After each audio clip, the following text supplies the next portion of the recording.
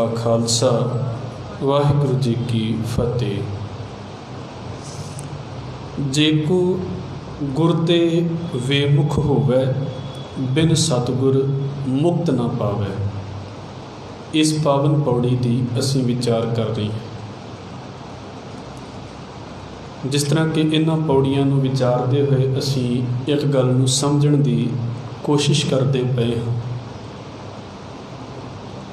कि गुरु साहब ने पहला उन्हां लोगों की गल की है जिन्हां लोगों ने शरीर की पवित्रता के वल बड़ा ध्यान दिता है। तो दातार कहते ने शरीर की पवित्रता के नाल तुहाडा अंदर भी पवित्र होना चाहिए है। इकल्ला शरीर ही पवित्र हो जाए फिर जिहड़े मर्जी पानी के नाल उहनूं धोता जाए। जेकर अंदर मैल उन्नी है तो फिर बाहर धोता भी बहुती वार काम नहीं आता। फिर इस तरह महाराज ने गल की है कि जे बंदे ने गुरु के सन्मुख होना है, गुरु के सामने आना है, तो उन्होंने की करना चाहिए है। जे को सिख गुरु सेती सन्मुख होवे तो सन्मुख सिख कोई जियो रहे गुरु नाले। महाराज कहते कि दिल तो बंदगी करे, उतों उतों उहदी भगती ना हो।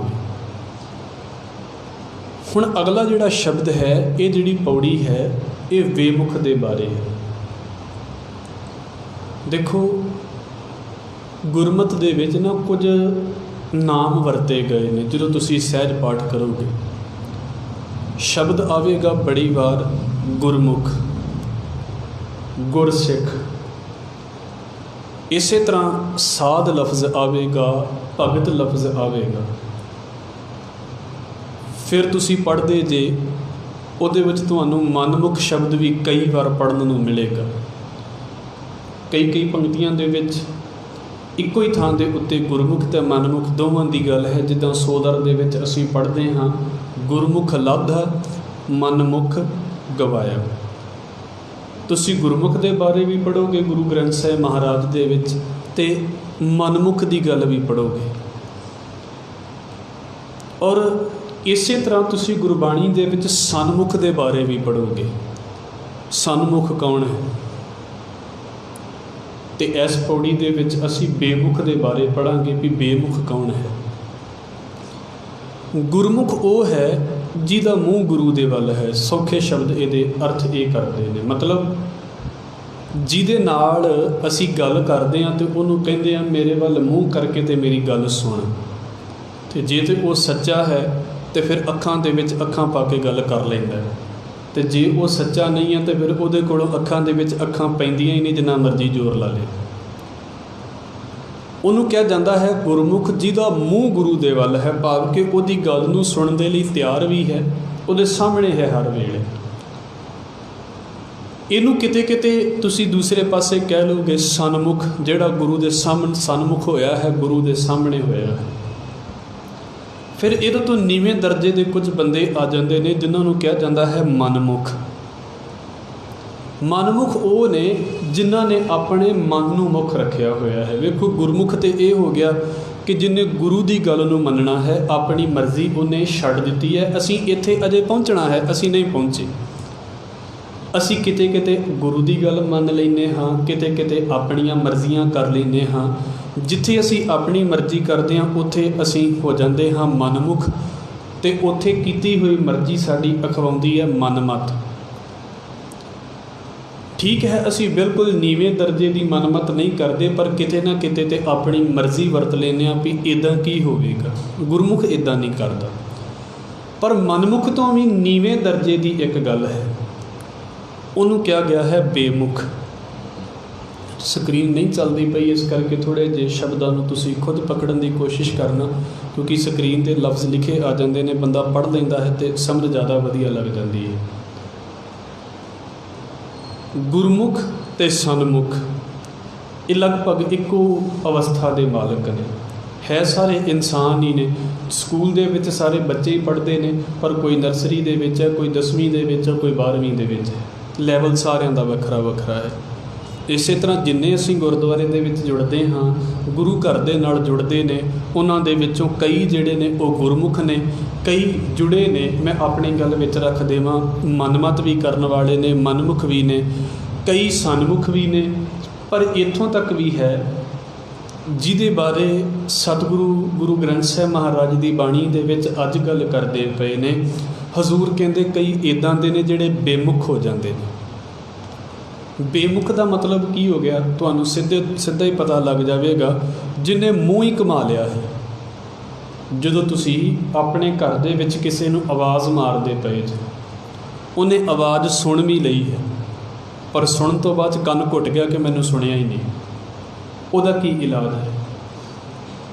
ਸੁਣ ਕੇ ਵੀ ਜਿਹੜਾ ਇਸ ਗੱਲ ਨੂੰ ਕਹਿ ਰਿਹਾ ਕਿ ਮੈਂ ਤਾਂ ਸੁਣਿਆ ਹੀ ਨਹੀਂ ਕੁਝ, ਮੈਨੂੰ ਪਤਾ ਹੀ ਨਹੀਂ ਵੀ ਗੁਰੂ ਕੀ ਕਹਿੰਦਾ ਹੈ, ਸਾਰਾ ਕੁਝ ਪਤਾ ਵੀ ਹੋਵੇ ਵੀ ਗੁਰੂ ਕੀ ਕਹਿ ਰਿਹਾ ਹੈ, ਉਹਨੂੰ ਕਿਹਾ ਜਾਂਦਾ ਹੈ ਬੇਮੁਖ। ਇਹ ਇੱਦਾਂ ਸਮਝ ਲੈਣਾ, ਮਨਮੁਖ ਬੰਦੇ ਨੂੰ ਥੋੜ੍ਹੀਆਂ ਬਹੁਤੀਆਂ ਗੱਲਾਂ ਦਾ ਪਤਾ ਹੁੰਦਾ ਹੈ ਅਤੇ ਉਹ ਫਿਰ ਵੀ ਕਿਤੇ ਨਾ ਕਿਤੇ ਇਸ ਪਾਸੇ ਆ ਜਾਂਦਾ ਹੈ।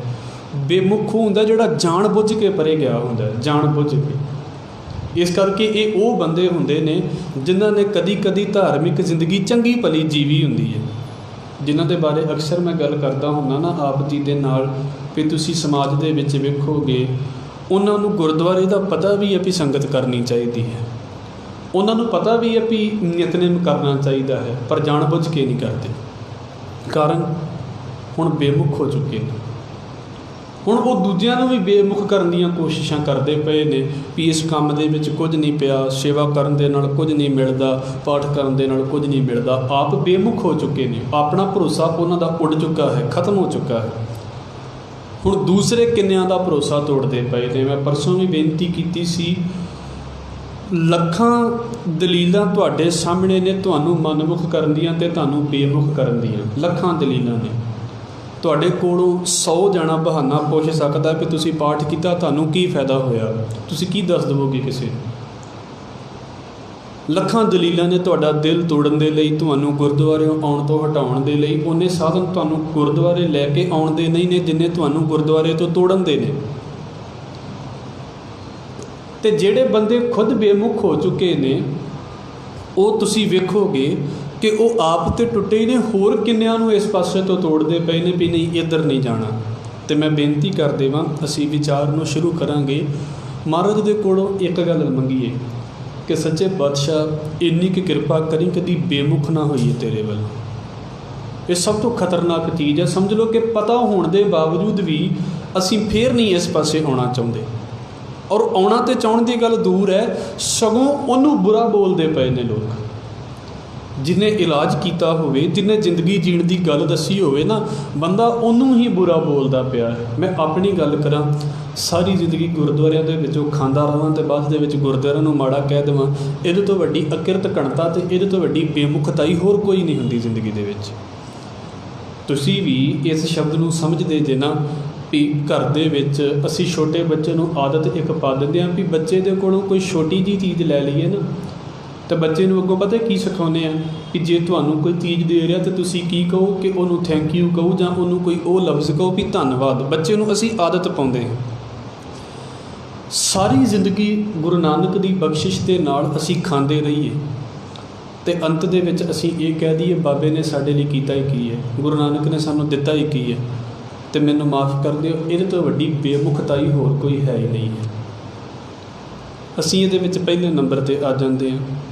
ਇਹ ਸਿਰਫ ਜ਼ੁਬਾਨੀ ਕਹਿਣ ਵਾਲੀ ਗੱਲ ਨਹੀਂ ਹੈ, ਤੂੰ ਦਾਤਾ ਦਾਤਾਰ ਤੇਰਾ ਦਿੱਤਾ ਖਾਵਣਾ, ਅਤੇ ਦਿਲ ਮੰਨੇ ਹੀ ਨਾ ਵੀ ਦਾਤਾ ਦਾ ਦੇਣ ਵਾਲਾ ਹੈ, ਉਹ ਤਾਂ ਮੈਂ ਕਹਿੰਦਾ ਮੈਂ ਕਮਾ ਰਿਹਾ, ਰੱਬ ਕੌਣ ਲੱਗਦਾ ਹੈ। ਤਾਂ ਇਸ ਕਰਕੇ ਗੁਰੂ ਸਾਹਿਬ ਵਾਰ-ਵਾਰ ਇਸ ਗੱਲ ਦੇ ਵੱਲ ਧਿਆਨ ਦਿੰਦੇ ਨੇ। ਭਾਈ ਕੁਝ ਬੰਦੇ ਨੇ ਗੁਰਮੁਖ, ਵੈਸੇ ਭਾਈ ਗੁਰਦਾਸ ਸਾਹਿਬ ਨੇ ਗੁਰੂ ਨਾਨਕ ਸਾਹਿਬ ਲਈ ਗੁਰਮੁਖ ਸ਼ਬਦ ਵਰਤਿਆ ਹੈ। ਗੁਰਮੁਖ ਕੱਲ੍ਹ ਵਿੱਚ ਪ੍ਰਗਟ ਹੋਆ, ਸਨਮੁਖ ਸ਼ਬਦ ਇੱਦਾਂ ਆਉਂਦਾ ਹੈ, ਸਾਹਮਣੇ ਹੋਣ ਵਾਲਾ।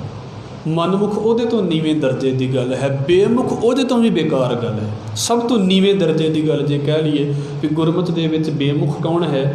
ਜਿਹੜਾ ਬੰਦਾ ਗੁਰਦੁਆਰੇ ਦੇ ਵਿੱਚ ਬੈਠਾ ਵੀ ਰਵੇ, ਗੁਰਦੁਆਰੇ ਦੀਆਂ ਗੱਲਾਂ ਵੀ ਸੁਣ ਲਵੇ, ਗੁਰਦੁਆਰੇ ਵਿੱਚੋਂ ਪ੍ਰਸ਼ਾਦਾ ਵੀ ਛਕ ਲਵੇ, ਤਾਂ ਬਾਅਦ 'ਚ ਫਿਰ ਨੁਕਸ ਗੁਰਦੁਆਰੇ 'ਚ ਲੰਗਰ 'ਚ ਹੀ ਕੱਢਦਾ ਫਿਰ, ਉਹਨੂੰ ਕਿਹਾ ਜਾਂਦਾ ਬੇਮੁਖ। ਉਹਨੂੰ ਸਮਝ ਨਹੀਂ ਹੈ ਇਸ ਪਾਸੇ ਦੀ ਵੀ ਮੈਂ ਕੀ ਕਰਦਾ ਪਿਆ ਹਾਂ, ਮੂੰਹ ਘੁਮਾ ਕੇ ਬੈਠਣ ਵਾਲਾ।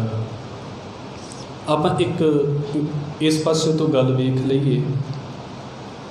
ਗੁਰੂ ਅਰਜਨ ਸਾਹਿਬ ਸੱਚੇ ਪਾਤਸ਼ਾਹ ਜੀ ਦੇ ਕੋਲ ਇੱਕ ਸਿੱਖ ਆਉਂਦੇ ਨੇ ਅਤੇ ਉਹ ਸਿੱਖ ਦਾ ਨਾਮ ਹੈ ਭਾਈ ਸਮੁੰਦਾ। ਅਤੇ ਗੁਰੂ ਅਰਜਨ ਸਾਹਿਬ ਮਹਾਰਾਜ ਜੀ ਨੂੰ ਸਵਾਲ ਕਰਦਾ, ਸੱਚੇ ਪਾਤਸ਼ਾਹ ਸਨਮੁਖ ਕੌਣ ਹੈ ਅਤੇ ਬੇਮੁਖ ਕੌਣ ਹੈ? ਤੁਸੀਂ ਪਿੱਛੇ ਪੜ੍ਹ ਕੇ ਆਏ ਹੋ, ਜੇ ਕੋਈ ਸਿੱਖ ਗੁਰੂ ਸੇਤੀ ਸਨਮੁਖ ਹੋਵੇ ਉਹ ਸਨਮੁਖ ਦੀ ਪੌੜੀ ਹੈ। ਮਹਾਰਾਜ ਸਨਮੁਖ ਕੌਣ ਹੈ ਅਤੇ ਬੇਮੁਖ ਕੌਣ ਹੈ? ਸਤਿਗੁਰੂ ਕਹਿੰਦੇ ਨੇ, ਭਾਈ ਜਿੱਦਾਂ ਆਪਣੇ ਕਿਸੇ ਬੱਚੇ ਨੂੰ ਅਸੀਂ ਕੰਮ ਦੇ ਕੇ ਭੇਜਦੇ ਹਾਂ ਵੀ ਤੂੰ ਆਹ ਕੰਮ ਕਰ, ਅਤੇ ਉਹ ਜਦੋਂ ਜ਼ਿੰਮੇਵਾਰੀ ਦੇ ਨਾਲ ਕੰਮ ਨਿਭਾ ਕੇ ਆਉਂਦਾ ਨਾ, ਅਤੇ ਸਾਡੇ ਆਉਂਦਿਆਂ ਹੀ ਸਾਹਮਣੇ ਪੇਸ਼ ਹੋ ਜਾਂਦਾ ਵੀ ਆਹ ਵੇਖੋ ਜੀ ਤੁਸੀਂ ਮੈਨੂੰ ਇਸ ਕੰਮ ਲਈ ਭੇਜਿਆ ਸੀ ਅਤੇ ਮੈਂ ਇਹ ਕੰਮ ਕਰ ਆਇਆ। ਉਹ ਤੁਹਾਡੇ ਨਾਲ ਅੱਖਾਂ ਦੇ ਵਿੱਚ ਅੱਖਾਂ ਪਾ ਕੇ ਗੱਲ ਕਰਦਾ ਪਿਆ, ਪੂਰੇ ਧਿਆਨ ਦੇ ਨਾਲ ਤੁਹਾਡੀ ਗੱਲ ਸੁਣਦਾ ਵੀ ਪਿਆ, ਕਿਉਂਕਿ ਉਹਨੂੰ ਪਤਾ ਹੈ ਕਿ ਜਿਹੜਾ ਕੰਮ ਮੈਨੂੰ ਤੁਸੀਂ ਕਿਹਾ ਸੀ ਮੈਂ ਉਹ ਕੰਮ ਕਰਕੇ ਆ ਗਿਆ। ਅਤੇ ਦੂਜੇ ਪਾਸੇ ਕੁਝ ਇਹੋ ਜਿਹੇ ਵੀ ਹੁੰਦੇ ਨੇ ਜਿਹੜੇ ਮਾਂ ਪਿਓ ਦੀ ਦਿੱਤੀ ਹੋਈ ਕਰੰਸੀ ਨੂੰ, ਦਿੱਤੀ ਹੋਈ ਚੀਜ਼ ਨੂੰ ਉਹਨਾਂ ਵੀ ਗਵਾ ਕੇ ਆ ਜਾਂਦੇ ਨੇ, ਫਿਰ ਲੁਕਦੇ ਫਿਰਦੇ ਨੇ ਵੀ ਹੁਣ ਮਾਂ ਪਿਓ ਨੇ ਸਵਾਲ ਕਰਨਾ ਅਤੇ ਗੱਲ ਕਿਹੜੀ, ਜਵਾਬ ਕਿਹੜਾ ਦੇਵਾਂਗੇ ਅੱਗੇ। ਮਹਾਰਾਜ ਕਹਿੰਦੇ ਬਸ ਇੰਨਾ ਕੀ ਫਰਕ ਹੈ, ਸਨਮੁਖ ਉਹ ਹੈ ਜਿਹਦੇ ਵਿੱਚ ਇੰਨੀ ਕੁ ਹਿੰਮਤ ਤੇ ਹੈ ਵੀ ਉਹ ਗੁਰੂ ਦੇ ਸਾਹਮਣੇ ਆ ਸਕਦਾ ਹੋਵੇ, ਬੇਮੁਖ ਉਹ ਹੈ ਜਿਹਨੇ ਗੁਰੂ ਦੀ ਗੱਲ ਵੀ ਗਵਾ ਲਈ ਹੈ ਅਤੇ ਸਾਹਮਣੇ ਆਉਣ ਦੀ ਹਿੰਮਤ ਵੀ ਨਹੀਂ ਰੱਖਦਾ ਪਿਆ ਕਿ ਮੈਂ ਪਰੇ ਹੀ ਚੰਗਾ ਹਾਂ ਇਸ ਚੀਜ਼ ਤੋਂ। ਹਜ਼ੂਰ ਕਹਿੰਦੇ ਨੇ, ਜੇ ਕੋ ਗੁਰ ਤੇ ਵੇਮੁਖ ਹੋਵੇ ਬਿਨ ਸਤਿਗੁਰ ਮੁਕਤ ਨਾ ਪਾਵੇ। ਦਾਤਾਰ ਕਹਿੰਦੇ ਜੇ ਬੇਮੁਖ ਹੋ ਵੀ ਜਾਵੇ ਤਾਂ ਮੁਕਤੀ ਫਿਰ ਵੀ ਗੁਰੂ ਤੋਂ ਬਿਨਾਂ ਨਹੀਂ ਹੈ। ਪਹਿਲਾਂ ਅਸੀਂ ਇਸ ਚੀਜ਼ ਨੂੰ ਹੋਰ ਕਲੀਅਰ ਕਰ ਲਈਏ। ਜੇਕਰ ਧਾਰਮਿਕ ਜ਼ਿੰਦਗੀ ਜੀਂਦਿਆਂ ਜਿਹੋ ਜੇ ਅਸੀਂ ਅੱਜ ਹਾਂ ਅਤੇ ਅੱਜ ਤੋਂ 5-7 ਸਾਲਾਂ ਬਾਅਦ ਵੀ ਉੱਦਾਂ ਦੇ ਹੀ ਹਾਂ, ਅਤੇ ਮੈਨੂੰ ਮਾਫ਼ ਕਰ, ਫਿਰ ਅਸੀਂ ਧਾਰਮਿਕ ਜ਼ਿੰਦਗੀ ਜੀ ਨਹੀਂ ਰਹੇ, ਸਾਡਾ ਸਰੀਰ ਹੀ ਜੀ ਰਿਹਾ ਹੈ। 5 ਸਾਲਾਂ ਦੇ ਵਿੱਚ ਮੈਂ ਸਿਰਫ ਚਲੋ ਇਸ ਕਰਕੇ ਕਹਿਣਾ ਕਿ ਇਹ ਸਮੇਂ ਦੀ ਗੱਲ ਨਹੀਂ ਹੈ ਵੈਸੇ, ਪਰ ਇੰਨਾ ਕੁ ਟਾਈਮ ਤਾਂ ਘੱਟੋ ਘੱਟ ਲੱਗਦਾ ਹੀ ਹੈ। ਇਹੋ ਜਿਹੇ ਹਾਲਾਤ ਤੁਹਾਡੀ ਜ਼ਿੰਦਗੀ ਦੇ ਵਿੱਚ ਆਉਣਗੇ ਜਿਹਦੇ ਵਿੱਚ ਤੁਹਾਡਾ ਕਦੀ ਕਦੀ ਭਰੋਸਾ ਟੁੱਟੇਗਾ ਵੀ, ਕਦੀ ਕਦੀ ਤੁਹਾਡਾ ਭਰੋਸਾ ਬਣੇਗਾ ਵੀ, ਕਦੀ ਛੋਟੀ ਜਿਹੀ ਗੱਲ ਤੁਹਾਨੂੰ ਇੰਨੀ ਨੇੜੇ ਕਰ ਦੇਵੇਗੀ ਵੀ ਨਹੀਂ ਵਾਕਿਆ ਇਸ ਪਾਸੇ ਚੱਲਣਾ ਚਾਹੀਦਾ ਹੈ, ਕਦੀ ਛੋਟੀ ਜਿਹੀ ਗੱਲ ਤੁਹਾਨੂੰ ਇੰਨਾ ਤੋੜ ਦੇਵੇਗੀ ਵੀ ਇੰਝ ਲੱਗੇਗਾ ਵੀ ਨਹੀਂ ਕੁਝ ਨਹੀਂ ਪਿਆ ਇਹਨਾਂ ਗੱਲਾਂ ਦੇ ਵਿੱਚ, ਜੇਕਰ ਤੁਸੀਂ ਪ੍ਰੈਕਟੀਕਲ ਦੇ ਵਿੱਚ ਚੱਲਦੇ ਪਏ ਜੇ। ਨਹੀਂ ਤਾਂ ਮੈਂ ਵਾਰ-ਵਾਰ ਬੇਨਤੀ ਕਰਦਾ ਹੁੰਦਾ, ਸਰੀਰਾਂ ਨੂੰ ਧਰਮ ਨਿਭਾਉਂਦਿਆਂ ਕਈ ਸਾਲ ਲੱਗ ਜਾਂਦੇ ਨੇ, ਮਨ ਕਦੀ ਧਰਮ ਨਿਭਾਉਂਦਾ ਹੀ ਨਹੀਂ ਸਾਡਾ, ਮਨ ਕਦੀ ਧਰਮ ਵਾਲੇ ਪਾਸੇ ਆਉਂਦਾ ਹੀ ਨਹੀਂ। ਔਰ ਮੈਂ ਫਿਰ ਦੁਹਰਾ ਦੇਵਾਂ, ਭਾਈ ਵੀਰ ਸਿੰਘ ਗੱਲ ਨੂੰ ਕਹਿੰਦੇ ਹੁੰਦੇ ਨੇ, ਦੁਨੀਆ ਦਾ ਦੁੱਖ ਵੇਖ ਵੇਖ ਦਿਲ ਦਬਦਾ ਦਬਦਾ ਜਾਂਦਾ।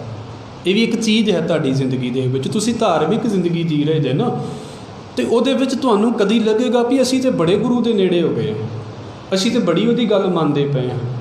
ਇੱਕ ਵਾਰ ਤੁਹਾਨੂੰ ਇਹ ਵੀ ਲੱਗਣ ਲੱਗ ਪਵੇਗਾ ਵੀ ਇਹ ਕੀ ਵਾਪਰ ਗਿਆ, ਮੈਨੂੰ ਤਾਂ ਕੁਝ ਨਹੀਂ ਕਰਨਾ ਚਾਹੀਦਾ। ਫਿਰ ਤੁਸੀਂ ਵੇਖੋ ਨਿਤਨੇਮ ਵੀ ਛੁੱਟ ਗਿਆ, ਗੁਰਦੁਆਰਾ ਵੀ ਛੁੱਟ ਗਿਆ, ਸਾਰਾ ਕੁਝ ਹੀ ਪਰੇ ਹੋ ਗਿਆ। ਜੇ ਇਹੋ ਜਿਹੇ ਉਤਰਾਅ ਚੜ੍ਹਾਅ ਤੁਹਾਡੀ ਜ਼ਿੰਦਗੀ ਦੇ ਵਿੱਚ ਨਹੀਂ ਆ ਰਹੇ, ਅਤੇ ਮੈਨੂੰ ਇੰਝ ਲੱਗਦਾ ਹੈ ਕਿ ਸ਼ਾਇਦ ਅਸੀਂ ਧਾਰਮਿਕ ਜ਼ਿੰਦਗੀ ਜੀ ਨਹੀਂ ਰਹੇ। ਜੇ ਜੀ ਵੀ ਰਹੇ ਤਾਂ ਸੁਸਤ ਜਿਹੇ ਹੋ ਕੇ ਜੀ ਰਹੇ ਹਾਂ, ਜਿਹਨੂੰ ਬੰਦੇ ਨੂੰ ਆਪਣੇ ਉਤਰਾਵਾਂ ਚੜ੍ਹਾਵਾਂ ਦਾ ਹੀ ਨਹੀਂ ਪਤਾ ਵੀ ਅੱਜ ਮੇਰਾ ਮਨ ਬੜਾ ਨੇੜੇ ਹੈ, ਅੱਜ ਮੇਰਾ ਮਨ ਦੂਰ ਚਲਾ ਗਿਆ ਹੈ। ਉਹ ਕਿੱਦਾਂ ਸਨਮੁਖ ਅਤੇ ਬੇਮੁਖਤਾਈ ਨੂੰ ਸਮਝ ਸਕਦਾ ਹੈ? ਉਹ ਨਹੀਂ ਸਮਝ ਸਕਦਾ। ਉਹਦੇ ਲਈ ਇਹ ਵਿਸ਼ੇ ਬੜੇ ਵੱਖਰੇ ਨੇ। ਔਰ ਇਸੇ ਕਰਕੇ ਜਿਹੜੇ ਬੰਦੇ ਬੇਮੁਖ ਹੋ ਜਾਂਦੇ ਨੇ ਨਾ, ਉਹ ਇੱਦਾਂ ਨਹੀਂ ਹੁੰਦੇ ਵੀ ਬਿਨਾਂ ਕਿਸੇ ਗੱਲ ਨੂੰ ਪਤਾ ਕਰਨ ਤੋਂ ਬੇਮੁਖ ਹੋ ਗਏ ਨੇ। ਉਹਨਾਂ ਨੂੰ ਪਤਾ ਹੈ, ਹਰ ਇੱਕ ਚੀਜ਼ ਨੂੰ ਸਮਝਿਆ, ਪਰ ਉਹਨਾਂ ਨੂੰ ਵਿੱਚੋਂ ਕੁਝ ਲੱਭਾ ਨਹੀਂ, ਇਸ ਕਰਕੇ ਉਦਾਸ ਹੋ ਕੇ ਅਤੇ ਪਰੇ ਚਲੇ ਗਏ ਵੀ ਹੈ ਨਹੀਂ ਕੁਝ ਲੱਭਦਾ ਜ਼ਿੰਦਗੀ ਦੇ ਵਿੱਚ। ਉਹ ਇਸ ਕਰਕੇ ਬੇਮੁਖ ਹੋ ਗਏ। ਮੈਂ ਅਕਸਰ ਮਸਕੀਨ ਸਾਹਿਬ ਦੀ ਗੱਲ ਕਰਦਾ ਹੁੰਦਾ, ਉਹਨਾਂ ਦੀ ਕਥਾ ਦੇ ਵਿੱਚ ਇੱਕ ਕਥਾ ਦੀ ਰਿਕਾਰਡਿੰਗ ਹੈ। ਉਹ ਕਹਿੰਦੇ ਕਿ ਸ਼ਾਇਦ ਉਹਨਾਂ ਦੀ ਕਥਾ ਦੇ ਵਿੱਚ ਪਿੱਛੇ ਨਾ ਕੋਈ ਮੌਲਵੀ ਬੈਠਾ, ਮੈਂ ਤਾਂ ਆਡੀਓ ਸੁਣੀ ਹੈ ਇਸ ਕਰਕੇ ਮੈਂ ਕਹਿ ਦੇਵਾਂ। ਉਹ ਕਹਿੰਦੇ ਇਹ ਮੌਲਵੀ ਜੀ ਮੇਰੇ ਪਿੱਛੇ ਬੈਠੇ ਨੇ ਅਤੇ ਇਹਨਾਂ ਨੂੰ ਕਈ ਸਾਲ ਹੋ ਗਿਆ ਹੈ ਸਾਧਨਾ ਕਰਦਿਆਂ ਨੂੰ, ਕਈ ਸਾਲ ਹੋ ਗਏ ਨੇ, ਅਤੇ ਹੁਣ ਉਹਨਾਂ ਦਾ ਨਾ ਯਕੀਨ ਡੋਲਣ ਲੱਗ ਪਿਆ ਹੈ ਵੀ ਇੰਨਾ ਚਿਰ ਹੋ ਗਿਆ ਹੈ ਬੰਦਗੀ ਕਰਦਿਆਂ ਨੂੰ, ਕੁਝ ਬਣਦਾ ਤਾਂ ਹੈ ਹੀ ਨਹੀਂ। ਅਤੇ ਹੋ ਸਕਦਾ ਕਈਆਂ ਦਾ ਪਹਿਲੇ ਦਿਨ 'ਚ ਹੀ ਬਣ ਜਾਵੇ ਅਤੇ ਕਈਆਂ ਦਾ ਨਾ ਬਣੇ। ਲੜ ਲਾਂਗੇ ਰੱਬ ਦੇ ਨਾਲ ਜਾ ਕੇ ਵੀ ਮੇਰਾ ਕਿਉਂ ਨਹੀਂ ਬਣਦਾ ਕੁਝ। ਉਹ ਕਹਿੰਦੇ ਨੇ ਹੁਣ ਇਸ ਗੱਲ ਤੋਂ ਨਾ ਥੋੜ੍ਹੇ ਜਿਹੇ ਨਾਰਾਜ਼ ਹੋਣੇ ਸ਼ੁਰੂ ਹੋ ਗਏ ਨੇ ਆਪਣੇ ਆਪ ਤੋਂ ਕਿ ਇਹ ਇੰਨਾ ਕੁਝ ਕਰੀ ਜਾ ਰਹੇ ਹਾਂ, ਬਣਦਾ ਹੀ ਨਹੀਂ ਕੁਝ। ਅਸੀਂ ਤਾਂ ਜੇ ਇੰਨਾ ਕੁਝ ਕੀਤਾ ਹੀ ਨਹੀਂ, ਬਣਨ ਦੀ ਤਾਂ ਗੱਲ ਹੀ ਬੜੀ ਦੂਰ ਦੀ ਹੈ। ਉਹ ਕਹਿੰਦੇ ਨੇ ਵੀ ਚਲੋ ਘੁੰਮਦੇ ਘੁਮਾਉਂਦੇ ਮੇਰੇ ਕੋਲ ਆ ਗਏ ਨੇ, ਅਤੇ ਇਹ ਕਹਿੰਦੇ ਨੇ ਵੀ ਬਸ ਮਸਕੀਨ ਜੀ 3 ਕੁ ਮਹੀਨੇ ਹੋਰ ਨੇ, ਮੈਂ 3 ਕੁ ਮਹੀਨੇ ਹੋਰ ਵੇਖਾਂਗਾ ਵੀ ਸ਼ਾਇਦ ਜ਼ਿੰਦਗੀ 'ਚ ਕੁਝ ਗੱਲ ਬਣ ਜਾਵੇ। ਮਤਲਬ ਕੀ ਹੈ ਕਿ ਜ਼ਿੰਦਗੀ ਦੇ ਵਿੱਚ ਇੰਝ ਲੱਗਦਾ ਸੀ ਇੱਕ ਵੇਲੇ ਵੀ ਕੁਝ ਬਣੇਗਾ, ਬਾਅਦ ਲੱਗਦਾ ਨਹੀਂ ਕੁਝ ਨਹੀਂ ਬਣਦਾ ਪਿਆ। ਬੰਦਾ ਉਦਾਸ ਹੋ ਕੇ ਬੈਠ ਗਿਆ, ਛੱਡ ਦਿੱਤਾ ਸਾਰਾ ਕੁਝ, ਪਰੇ ਹੋ ਗਿਆ ਸਾਰਾ ਕੁਝ ਜ਼ਿੰਦਗੀ ਦੇ ਵਿੱਚੋਂ। ਇੱਕ ਉਹ ਹੁੰਦੇ ਨੇ। ਇੱਕ ਬਿਲਕੁਲ ਇੱਦਾਂ ਦੇ ਹੁੰਦੇ ਨੇ, ਇਹਨਾਂ ਤੋਂ ਵੀ ਨਿਕੰਮੇ। ਇਹ ਨਿਕੰਮੇ ਨਹੀਂ ਨੇ, ਇਹਨਾਂ ਨੂੰ ਤਾਂ ਚਲੋ ਕਦੇ ਮਿਲਿਆ ਹੀ ਨਹੀਂ। ਇੱਕ ਉਹ ਹੁੰਦੇ ਨੇ ਜਾਣ ਬੁੱਝ ਕੇ ਉਲਟ ਬੋਲਣ ਵਾਲੇ, ਜਾਣ ਬੁੱਝ ਕੇ ਬੁਰਾ ਬੋਲਣ ਵਾਲੇ। ਉਹਨਾਂ ਨੂੰ ਕਿਹਾ ਜਾਂਦਾ ਹੈ ਬੇਮੁਖ। ਜਿਨ੍ਹਾਂ ਨੂੰ ਪਤਾ ਵੀ ਹੈ ਵੀ ਸਤਿਗੁਰੂ ਨੇ ਸਾਡੇ ਲਈ ਕੀ ਕੀਤਾ, ਜਿਨ੍ਹਾਂ ਨੂੰ ਪਤਾ ਵੀ ਹੈ ਵੀ ਗੁਰੂ ਨਾਨਕ ਦੀ ਬਖਸ਼ਿਸ਼ ਸਾਡੇ ਘਰਾਂ ਦੇ ਵਿੱਚ ਕੀ ਹੈ, ਪਰ ਉਹ ਫਿਰ ਵੀ ਉਹਦੇ ਵਿਰੋਧ ਦੇ ਵਿੱਚ ਬੋਲਦੇ ਨੇ। ਮੈਂ ਆਪ ਜੀ ਦੇ ਅੱਗੇ ਇੱਕ ਗੱਲ ਰੱਖ ਦੇਵਾਂ, ਕਿਉਂਕਿ ਬਹੁਤਿਆਂ ਨੂੰ ਇੰਝ ਲੱਗਦਾ ਹੈ ਕਿ ਸ਼ਾਇਦ ਜ਼ਿੰਦਗੀ ਦੇ ਵਿੱਚ ਧਾਰਮਿਕ ਜਿਹੜਾ ਨਾ ਉਹ ਇੱਕ ਧਾਰਮਿਕ ਹੋਣਾ ਇੱਕ ਪਾਰਟ ਟਾਈਮ ਦਾ ਕੰਮ ਹੈ, ਕਿ ਬਸ ਅੱਧਾ ਪੌਣਾ ਘੰਟਾ ਪਾਠ ਕਰ ਲਿਆ ਅਸੀਂ ਧਾਰਮਿਕ ਹੋ ਗਏ ਅਤੇ ਗੱਲ ਖਤਮ ਹੋ ਗਈ। ਨਹੀਂ, ਇੱਦਾਂ ਦੀ ਗੱਲ ਨਹੀਂ ਹੈ ਜ਼ਿੰਦਗੀ ਦੇ ਵਿੱਚ। ਤੁਸੀਂ ਸ਼ਾਇਦ ਇਸ ਗੱਲ ਨੂੰ ਜਾਣਦੇ ਹੋਵੋਗੇ, ਗੁਰਬਾਣੀ ਦਾ ਹੀ ਬਚਨ ਹੈ, ਮਲ ਜੂਈ ਭਰਿਆ ਨੀਲਾ ਕਾਲਾ ਖਿਦੋਲੜਾ ਤਿੰਨ ਵੇਮੁਖ ਵੇਮੁਖਿਆਂ ਨੂੰ ਪਾਇਆ। ਗੁਰੂ ਅਮਰਦਾਸ ਸਾਹਿਬ ਮਹਾਰਾਜ ਜੀ ਨੇ ਗੋਇੰਦੇ ਮਰਵਾਹੇ ਦੇ ਮਦਦ ਦੇ ਨਾਲ, ਜਾਂ ਦੋਵਾਂ ਨੇ, ਕਿਉਂਕਿ ਗੋਇੰਦੇ ਮਰਵਾਹੇ ਨੇ ਗੁਰੂ ਅਮਰਦਾਸ ਸਾਹਿਬ ਮਹਾਰਾਜ ਦੇ ਕੋਲ, ਗੁਰੂ ਅੰਗਦ ਸਾਹਿਬ ਦੇ ਕੋਲ ਆ ਕੇ ਬੇਨਤੀ ਕੀਤੀ ਸੀ ਕਿ ਸੱਚੇ ਪਾਤਸ਼ਾਹ ਮੈਂ ਨਗਰ ਵਸਾਉਣਾ ਚਾਹੁੰਦਾ, ਮੈਂ ਪਿੰਡ ਵਸਾਉਣਾ ਚਾਹੁੰਦਾ। ਜਿਹੜਾ ਗੋਇੰਦਵਾਲ ਹੁਣ ਵਸਿਆ ਹੈ ਇਹ ਗੁਰੂ ਅਮਰਦਾਸ ਸਾਹਿਬ ਮਹਾਰਾਜ ਨੇ ਵਸਾਇਆ, ਅਤੇ ਇਹਦੇ ਜਿਹੜੇ ਬਰਾਦਰੀ ਵਾਲੇ ਸੀ, ਸ਼ਰੀਕੇ ਵਾਲੇ ਸੀ, ਇਹ ਵਸਣ ਨਹੀਂ ਸੀ ਦਿੰਦੇ। ਉਹਦਾ ਕਾਰਨ ਅਸੀਂ ਕਈ ਵਾਰ ਜਾਣਦੇ ਹਾਂ ਕਿ ਵੇਖੋ ਉਹ ਉਸ ਵੇਲੇ ਦਰਿਆ ਉੱਥੋਂ ਪਾਰ ਕੀਤਾ ਜਾਂਦਾ ਸੀ, ਬਿਆਸ ਦਰਿਆ, ਅਤੇ ਜਿੱਥੋਂ ਦਰਿਆ ਪਾਰ ਕਰਨਾ ਉੱਥੇ ਬੇੜੀਆਂ ਵੀ ਜ਼ਿਆਦਾ ਆਉਣਗੀਆਂ, ਜਿੱਥੇ ਬੇੜੀਆਂ ਜ਼ਿਆਦਾ ਹੋਣਗੀਆਂ ਉੱਥੇ ਵਪਾਰ ਵੀ ਜ਼ਿਆਦਾ ਚੱਲੇਗਾ। ਅਤੇ ਗੋਇੰਦਾ ਮਰਵਾਹਾ ਚਾਹੁੰਦਾ ਸੀ ਵੀ ਇੱਥੇ ਨਗਰ ਵਸ ਜਾਵੇ, ਸਾਡਾ ਵਪਾਰ ਵਧੀਆ ਚੱਲੇਗਾ, ਅਸੀਂ ਕਮਾਈ ਵਧੀਆ ਕਰ ਲਵਾਂਗੇ। ਪਰ ਕਹਿੰਦੇ ਨੇ ਜਿੰਨੀ ਕੁ ਉਹਨੇ ਉਸਾਰੀ ਕਰਕੇ ਆਉਣੀ ਉਨੀ ਕੁ ਉਹਦੇ ਭਰਾਵਾਂ ਨੇ ਜਾਂ ਰਿਸ਼ਤੇਦਾਰਾਂ ਨੇ ਜਿਹੜੇ ਸ਼ਰੀਕੇ ਵਾਲੇ ਉਹਨਾਂ ਨੇ ਰਾਤ ਨੂੰ ਤੋੜ ਆਉਣੀ, ਵੀ ਉਹਦੇ ਮਨ ਦੇ ਵਿੱਚ ਵਹਿਮ ਪੈ ਜਾਵੇ ਵੀ ਇੱਥੇ ਤਾਂ ਚੱਲਦਾ ਪਾਣੀ ਹੈ, ਅਤੇ ਚੱਲਦੇ ਪਾਣੀ ਦੇ ਵਿੱਚ ਕਿਤੇ ਜਿਹੜੀਆਂ ਨੇ ਉਹ ਭੂਤਾਂ ਚੜੇਲਾਂ ਦਾ ਵਾਸਾ ਹੁੰਦਾ ਹੈ। ਉਹਦੇ ਮਨ ਦੇ ਵਿੱਚ ਇੱਕ ਵਹਿਮ ਪਾ ਦਿੱਤਾ ਗਿਆ ਵੀ ਤੂੰ ਇੱਥੇ ਉਸਾਰੀ ਨਹੀਂ ਕਰਨੀ। ਉਹ ਗੁਰੂ ਅੰਗਦ ਸਾਹਿਬ ਮਹਾਰਾਜ ਦੇ ਕੋਲ ਆ ਗਿਆ। ਗੁਰੂ ਅੰਗਦ ਸਾਹਿਬ ਸੱਚੇ ਪਾਤਸ਼ਾਹ ਨੇ ਜਾ ਕੇ ਅਤੇ ਗੁਰੂ ਅਮਰਦਾਸ ਸਾਹਿਬ ਮਹਾਰਾਜ ਦੀ ਸੇਵਾ ਲਾਦੀ ਵੀ ਤੁਸੀਂ ਨਗਰ ਵਸਾਓ। ਹੁਣ ਗੋਇੰਦਵਾਲ ਵਸਾਇਆ ਹੈ ਗੁਰੂ ਅਮਰਦਾਸ ਸਾਹਿਬ ਮਹਾਰਾਜ ਜੀ ਨੇ, ਗੁਰਬਾਣੀ ਦੇ ਵਿੱਚ ਵੀ ਇਹਦਾ ਹਵਾਲਾ ਹੈ। ਗੁਰੂ ਅਮਰਦਾਸ ਸਾਹਿਬ ਮਹਾਰਾਜ ਜੀ ਵਸਾਇਆ ਇੱਥੇ ਗੋਇੰਦਾ ਮਰਵਾਹਾ। ਜਦੋਂ ਗੁਰੂ ਅਮਰਦਾਸ ਸਾਹਿਬ ਮਹਾਰਾਜ ਗੁਰੂ ਬਣੇ ਅਤੇ ਇਹ ਗੁਰੂ ਸਾਹਿਬ ਇੱਥੇ ਆ ਕੇ ਟਿਕ ਗਏ ਖਡੂਰ ਸਾਹਿਬ ਤੋਂ ਬਾਅਦ ਦੇ ਵਿੱਚ ਸਮਾਂ ਹੋਇਆ ਅਤੇ ਗੋਇੰਦਾ ਮਰਵਾਹਾ ਚੜ੍ਹਾਈ ਕਰ ਗਿਆ। ਹੁਣ ਇਹਦੇ ਜਿਹੜੇ ਅੱਗੇ ਦੋ ਬੇਟੇ ਸੀ, ਇੱਕ ਬੇਟਾ ਤਾਂ ਪਹਿਲਾਂ ਕਿਤੇ ਚੜ੍ਹਾਈ ਕਰ ਗਿਆ, ਜਿਹੜਾ ਦੂਸਰਾ ਬੇਟਾ ਸੀ ਨਾ, ਹਾਲਾਂਕਿ ਗੁਰੂ ਅਮਰਦਾਸ ਸਾਹਿਬ ਮਹਾਰਾਜ ਨੇ ਸ਼ਹਿਰ ਵਸਾ ਕੇ ਦਿੱਤਾ ਹੈ, ਸੰਗਤ ਉੱਥੇ ਆ ਕੇ ਅਤੇ ਆਪਣੇ ਘਰ ਬਣਾਉਂਦੀ ਹੈ। ਇਹਨੇ ਗੁਰੂ ਅਮਰਦਾਸ ਸਾਹਿਬ ਮਹਾਰਾਜ ਦੇ ਵਿਰੋਧ ਦੇ ਵਿੱਚ ਆ ਕੇ ਅਤੇ ਸ਼ਿਕਾਇਤ ਕਰ ਦਿੱਤੀ। ਸ਼ਿਕਾਇਤ ਇਹ ਕੀਤੀ ਕਿ ਜਿਹੜਾ ਸਾਡਾ ਪਿੱਛੇ ਤੋਂ ਪ੍ਰਬੰਧ ਚੱਲਦਾ ਆ ਰਿਹਾ ਹੈ ਕਾਸਟਿਜ਼ਮ ਦਾ, ਜਾਤ ਪਾਤ ਦਾ, ਜਾਂ ਜੋ ਵੀ ਵਰਣ ਵੰਡ ਦੀ ਗੱਲ ਆਉਂਦੀ ਹੈ ਨਾ, ਉਹ ਗੁਰੂ ਅਮਰਦਾਸ ਸਾਹਿਬ ਮਹਾਰਾਜ ਜੀ ਨੇ ਸਾਰਾ ਹੀ ਤੋੜ ਕੇ ਰੱਖ ਦਿੱਤਾ। ਤੁਸੀਂ ਪੜ੍ਹਿਆ ਨਾ ਇਸ ਗੱਲ ਨੂੰ ਵੀ ਸਤਿਗੁਰੂ ਕਹਿੰਦੇ ਵੀ ਪਹਿਲੇ ਪੰਗਤ ਪਛ ਹੈ ਸੰਗਤ। ਇਹ ਸਾਨੂੰ ਬੜੀ ਛੋਟੀ ਜਿਹੀ ਗੱਲ ਲੱਗਦੀ ਹੈ, ਕਿਉਂਕਿ ਅਸੀਂ ਜਨਮ ਤੋਂ ਹੀ ਬਰਾਬਰ ਬਹਿ ਕੇ ਰੋਟੀ ਖਾ ਰਹੇ ਹਾਂ, ਸਾਨੂੰ ਬੜੀ ਛੋਟੀ ਜਿਹੀ ਗੱਲ ਲੱਗਦੀ ਹੈ। ਤੁਸੀਂ ਸ਼ਾਇਦ ਕੱਲ੍ਹ ਜਾਂ ਪਰਸੋਂ ਦੀ ਖਬਰ ਸੁਣੀ ਹੋਵੇਗੀ, ਇੱਕ ਬੀਬੀ ਹੈ, ਪੰਚਾਇਤ ਦੀ ਹੈੱਡ ਸੀ, ਪਰ ਉਹਦੀ ਜਿਹੜੀ ਸੋ ਕਾਲਡ ਕਹਿ ਲਈਏ ਵੀ ਜਾਤੀ ਜਿਹੜੀ ਸੀ ਨਾ ਉਹ ਉੱਚੀ ਨਹੀਂ ਸੀ। ਉਹਨੂੰ ਫਰਸ਼ 'ਤੇ ਬਹਿ ਕੇ ਫੈਸਲਾ ਸੁਣਾਉਣਾ ਪਿਆ ਲੋਕਾਂ ਨੂੰ। ਚੰਗੀਆਂ ਭਲੀਆਂ ਦੂਜੀਆਂ ਬੀਬੀਆਂ ਦੀ ਫੋਟੋ ਹੈ, ਉਹ ਚੇਅਰ 'ਤੇ ਬੈਠੀਆਂ ਹੋਈਆਂ ਨੇ, ਉਹ ਬੀਬੀ ਫੈਸਲਾ ਸੁਣਾਉਣ ਵਾਲੀ ਹੈ, ਥੱਲੇ ਫਰਸ਼ 'ਤੇ ਬਹਿ ਕੇ ਫੈਸਲਾ ਸੁਣਾ ਰਹੀ ਹੈ। ਇਸ ਕਰਕੇ ਸਾਨੂੰ ਕੋਈ ਬਹੁਤੀ ਗੱਲ ਇਹ ਅਪੀਲ ਨਹੀਂ ਕਰੇਗੀ ਵੀ ਪਹਿਲਾਂ ਪੰਗਤ, ਕਿਉਂਕਿ ਸਾਨੂੰ ਬਚਪਨ ਤੋਂ ਹੀ ਮਿਲ ਗਈ ਹੈ। ਜਿਨ੍ਹਾਂ ਨੂੰ ਅੰਦਰ ਵੀ ਨਹੀਂ ਆਉਣ ਦਿੱਤਾ ਜਾਂਦਾ ਉਹਨਾਂ ਨੂੰ ਪੁੱਛ ਕੇ ਵੇਖੋ ਪੰਗਤ ਚੀਜ਼ ਕੀ ਹੈ, ਕਿ ਕਿੱਦਾਂ ਬਰਾਬਰੀ ਦੇ ਉੱਤੇ ਬਿਠਾ ਕੇ ਅਤੇ ਪ੍ਰਸ਼ਾਦਾ ਛਕਾਇਆ ਜਾਂਦਾ। ਇਸ ਕਰਕੇ ਉਹਨਾਂ ਨੇ ਸ਼ਿਕਾਇਤ ਕਰ ਦਿੱਤੀ ਵੀ ਜੋ ਪਿੱਛੇ ਚੱਲਦਾ ਆਉਂਦਾ ਇਹਨਾਂ ਤਾਂ ਸਾਰਾ ਕੁਝ ਬਦਲ ਕੇ ਰੱਖ ਦਿੱਤਾ। ਗੁਰੂ ਅਮਰਦਾਸ ਸਾਹਿਬ ਮਹਾਰਾਜ ਜੀ ਦੀ ਸ਼ਿਕਾਇਤ ਕਰਨ ਦੇ ਲਈ ਉਹ ਸਮਝ ਲਓ ਕਿ ਅਕਿਰਤ ਕਣ ਹੋ ਕੇ ਅਤੇ ਸ਼ਿਕਾਇਤ ਕਰਨ ਦੇ ਲਈ ਜਦੋਂ ਗਿਆ, ਅਤੇ ਹੁਣ ਉੱਥੇ ਸ਼ਿਕਾਇਤ ਕਰਨ ਦਾ ਇੱਕ ਤਰੀਕਾ ਹੈ, ਜਿੱਦਾਂ ਅੱਜ ਅਦਾਲਤ ਦੇ ਵਿੱਚ ਪੇਸ਼ ਹੋਣ ਦੇ ਲਈ ਜਾਂ ਸਾਨੂੰ ਆਪਣੀ ਸ਼ਿਕਾਇਤ ਕਰਨ ਦੇ ਲਈ ਇੱਕ ਖਾਸ ਤਰੀਕਾ ਲੱਭਣਾ ਪੈਂਦਾ ਕਿ ਪਹਿਲਾਂ ਸਾਡਾ ਘੱਟੋ ਘੱਟ ਕੇਸ ਰਜਿਸਟਰਡ ਹੋਵੇ। ਉੱਥੇ ਜਿਹਨੇ ਆਪਣੀ ਬੇਨਤੀ ਕਰਨੀ ਹੈ ਉਹਦੇ ਲਈ ਇੱਕ ਸਪੈਸ਼ਲ ਕੋਟ ਹੁੰਦਾ ਸੀ, ਜਿਹੜਾ ਉਹਨੇ ਪਹਿਨ ਕੇ ਅਤੇ ਉਹਦੇ ਤੋਂ ਪਤਾ ਲੱਗਦਾ ਸੀ ਵੀ ਇਹ ਬੰਦਾ ਆਪਣੀ ਕੋਈ ਮਦਦ ਮੰਗਣ ਦੇ ਲਈ ਆਇਆ, ਕੋਈ ਫਰਿਆਦ ਕਰਨ ਦੇ ਲਈ ਆਇਆ। ਹੁਣ ਜਿੰਨਿਆਂ ਨੇ ਸ਼ਿਕਾਇਤ ਕਰਨ ਆਉਣਾ ਹੈ ਉਹ ਬਾਦਸ਼ਾਹ ਦੇ ਰਿਸ਼ਤੇਦਾਰ ਤਾਂ ਹੈ ਨਹੀਂ ਵੀ ਉਹਨਾਂ ਦਾ ਬੜਾ ਧਿਆਨ ਰੱਖਿਆ ਜਾਵੇਗਾ। ਜਿਹੜਾ ਆਇਆ ਹੀ ਕੋਈ ਨਾ ਕੋਈ ਮਦਦ ਲੈਣ ਦੇ ਲਈ ਹੈ, ਉਹਦੇ ਲਈ ਜਿਹੜਾ ਕੱਪੜਾ ਤਿਆਰ ਕੀਤਾ ਹੁੰਦਾ ਸੀ, ਅੱਜ ਸ਼ਿਕਾਇਤ ਕਰਨ ਆਇਆ ਉਹਨੇ ਵੀ ਉਹ ਪਾਉਣਾ, ਕੱਲ੍ਹ ਨੂੰ ਕੋਈ ਦੂਸਰੇ ਨੇ ਆਉਣਾ, ਦੂਸਰੇ ਨੇ ਵੀ ਉਹ ਪਾਉਣਾ, ਤੀਸਰੇ ਨੇ ਆਉਣਾ, ਤੀਸਰੇ ਨੇ ਵੀ ਉਹ ਪਾਉਣਾ। ਉਹ ਕੱਪੜਾ ਕਦੀ ਧੋਤਾ ਹੀ ਨਹੀਂ ਸੀ ਜਾਂਦਾ, ਅਤੇ ਇੱਕੋ ਹੀ ਕੱਪੜੇ ਨੂੰ ਪਾਉਂਦਿਆਂ ਨੂੰ ਕਈ ਸਮਾਂ ਹੋ ਜਾਵੇ। ਹਰ ਇੱਕ ਬੰਦੇ ਨੇ ਉਹਨੂੰ ਕਿਤੇ ਟਰਾਈ ਕੀਤਾ ਹੋਇਆ, तो इदां का कपड़ा हो गया भी एक तो मैला हो गया, मैल दे नाल भर गया। दूसरा फिर ये हो गया भी ਉਹਦੇ ਵਿੱਚ किरम भी चल पे, जूआं भी पै गईਆਂ, ਇਹੋ ਜਿਹੇ कपड़ा भी बन गया ਹੋਵੇ। ਤੁਸੀਂ ਵੇਖੋ ਕਿ ਜਿਹੜੇ ਬੰਦੇ ਕੱਪੜੇ ਨਹੀਂ ਨਾ ਬਦਲਦੇ, ਜਿਹੜੇ ਵਿਚਾਰੇ ਮੈਂਟਲੀ ਥੋੜ੍ਹੇ ਜਿਹੇ ਅਪਸੈਟ ਨੇ, ਉਹਨਾਂ ਦੇ ਨਾਲ ਅਕਸਰ ਇੱਦਾਂ ਹੋ ਜਾਂਦਾ। ਹੁਣ ਸ਼ਿਕਾਇਤ ਕਰਨ ਵਾਲੇ ਨੂੰ ਉਹ ਕੱਪੜਾ ਪਾਉਣਾ ਹੀ ਪੈਣਾ ਹੈ, ਭਾਵੇਂ ਨਾ ਚਾਹੁੰਦਾ ਵੀ ਹੋਵੇ ਵੀ ਮੈਂ ਆਹ ਕੱਪੜਾ ਪਾਵਾਂ। ਗੁਰੂ ਸਾਹਿਬ ਗੁਰੂ ਰਾਮਦਾਸ ਸਾਹਿਬ ਮਹਾਰਾਜ ਨੇ ਤਾਂ ਜ਼ਿਕਰ ਕੀਤਾ, ਮਲ ਜੂਈ ਭਰਿਆ ਨੀਲਾ ਕਾਲਾ ਖਿਦੋਲੜਾ ਤਿੰਨ ਵੇਮੁਖ ਵੇਮੁਖਿਆ ਨੂੰ ਪਾਇਆ।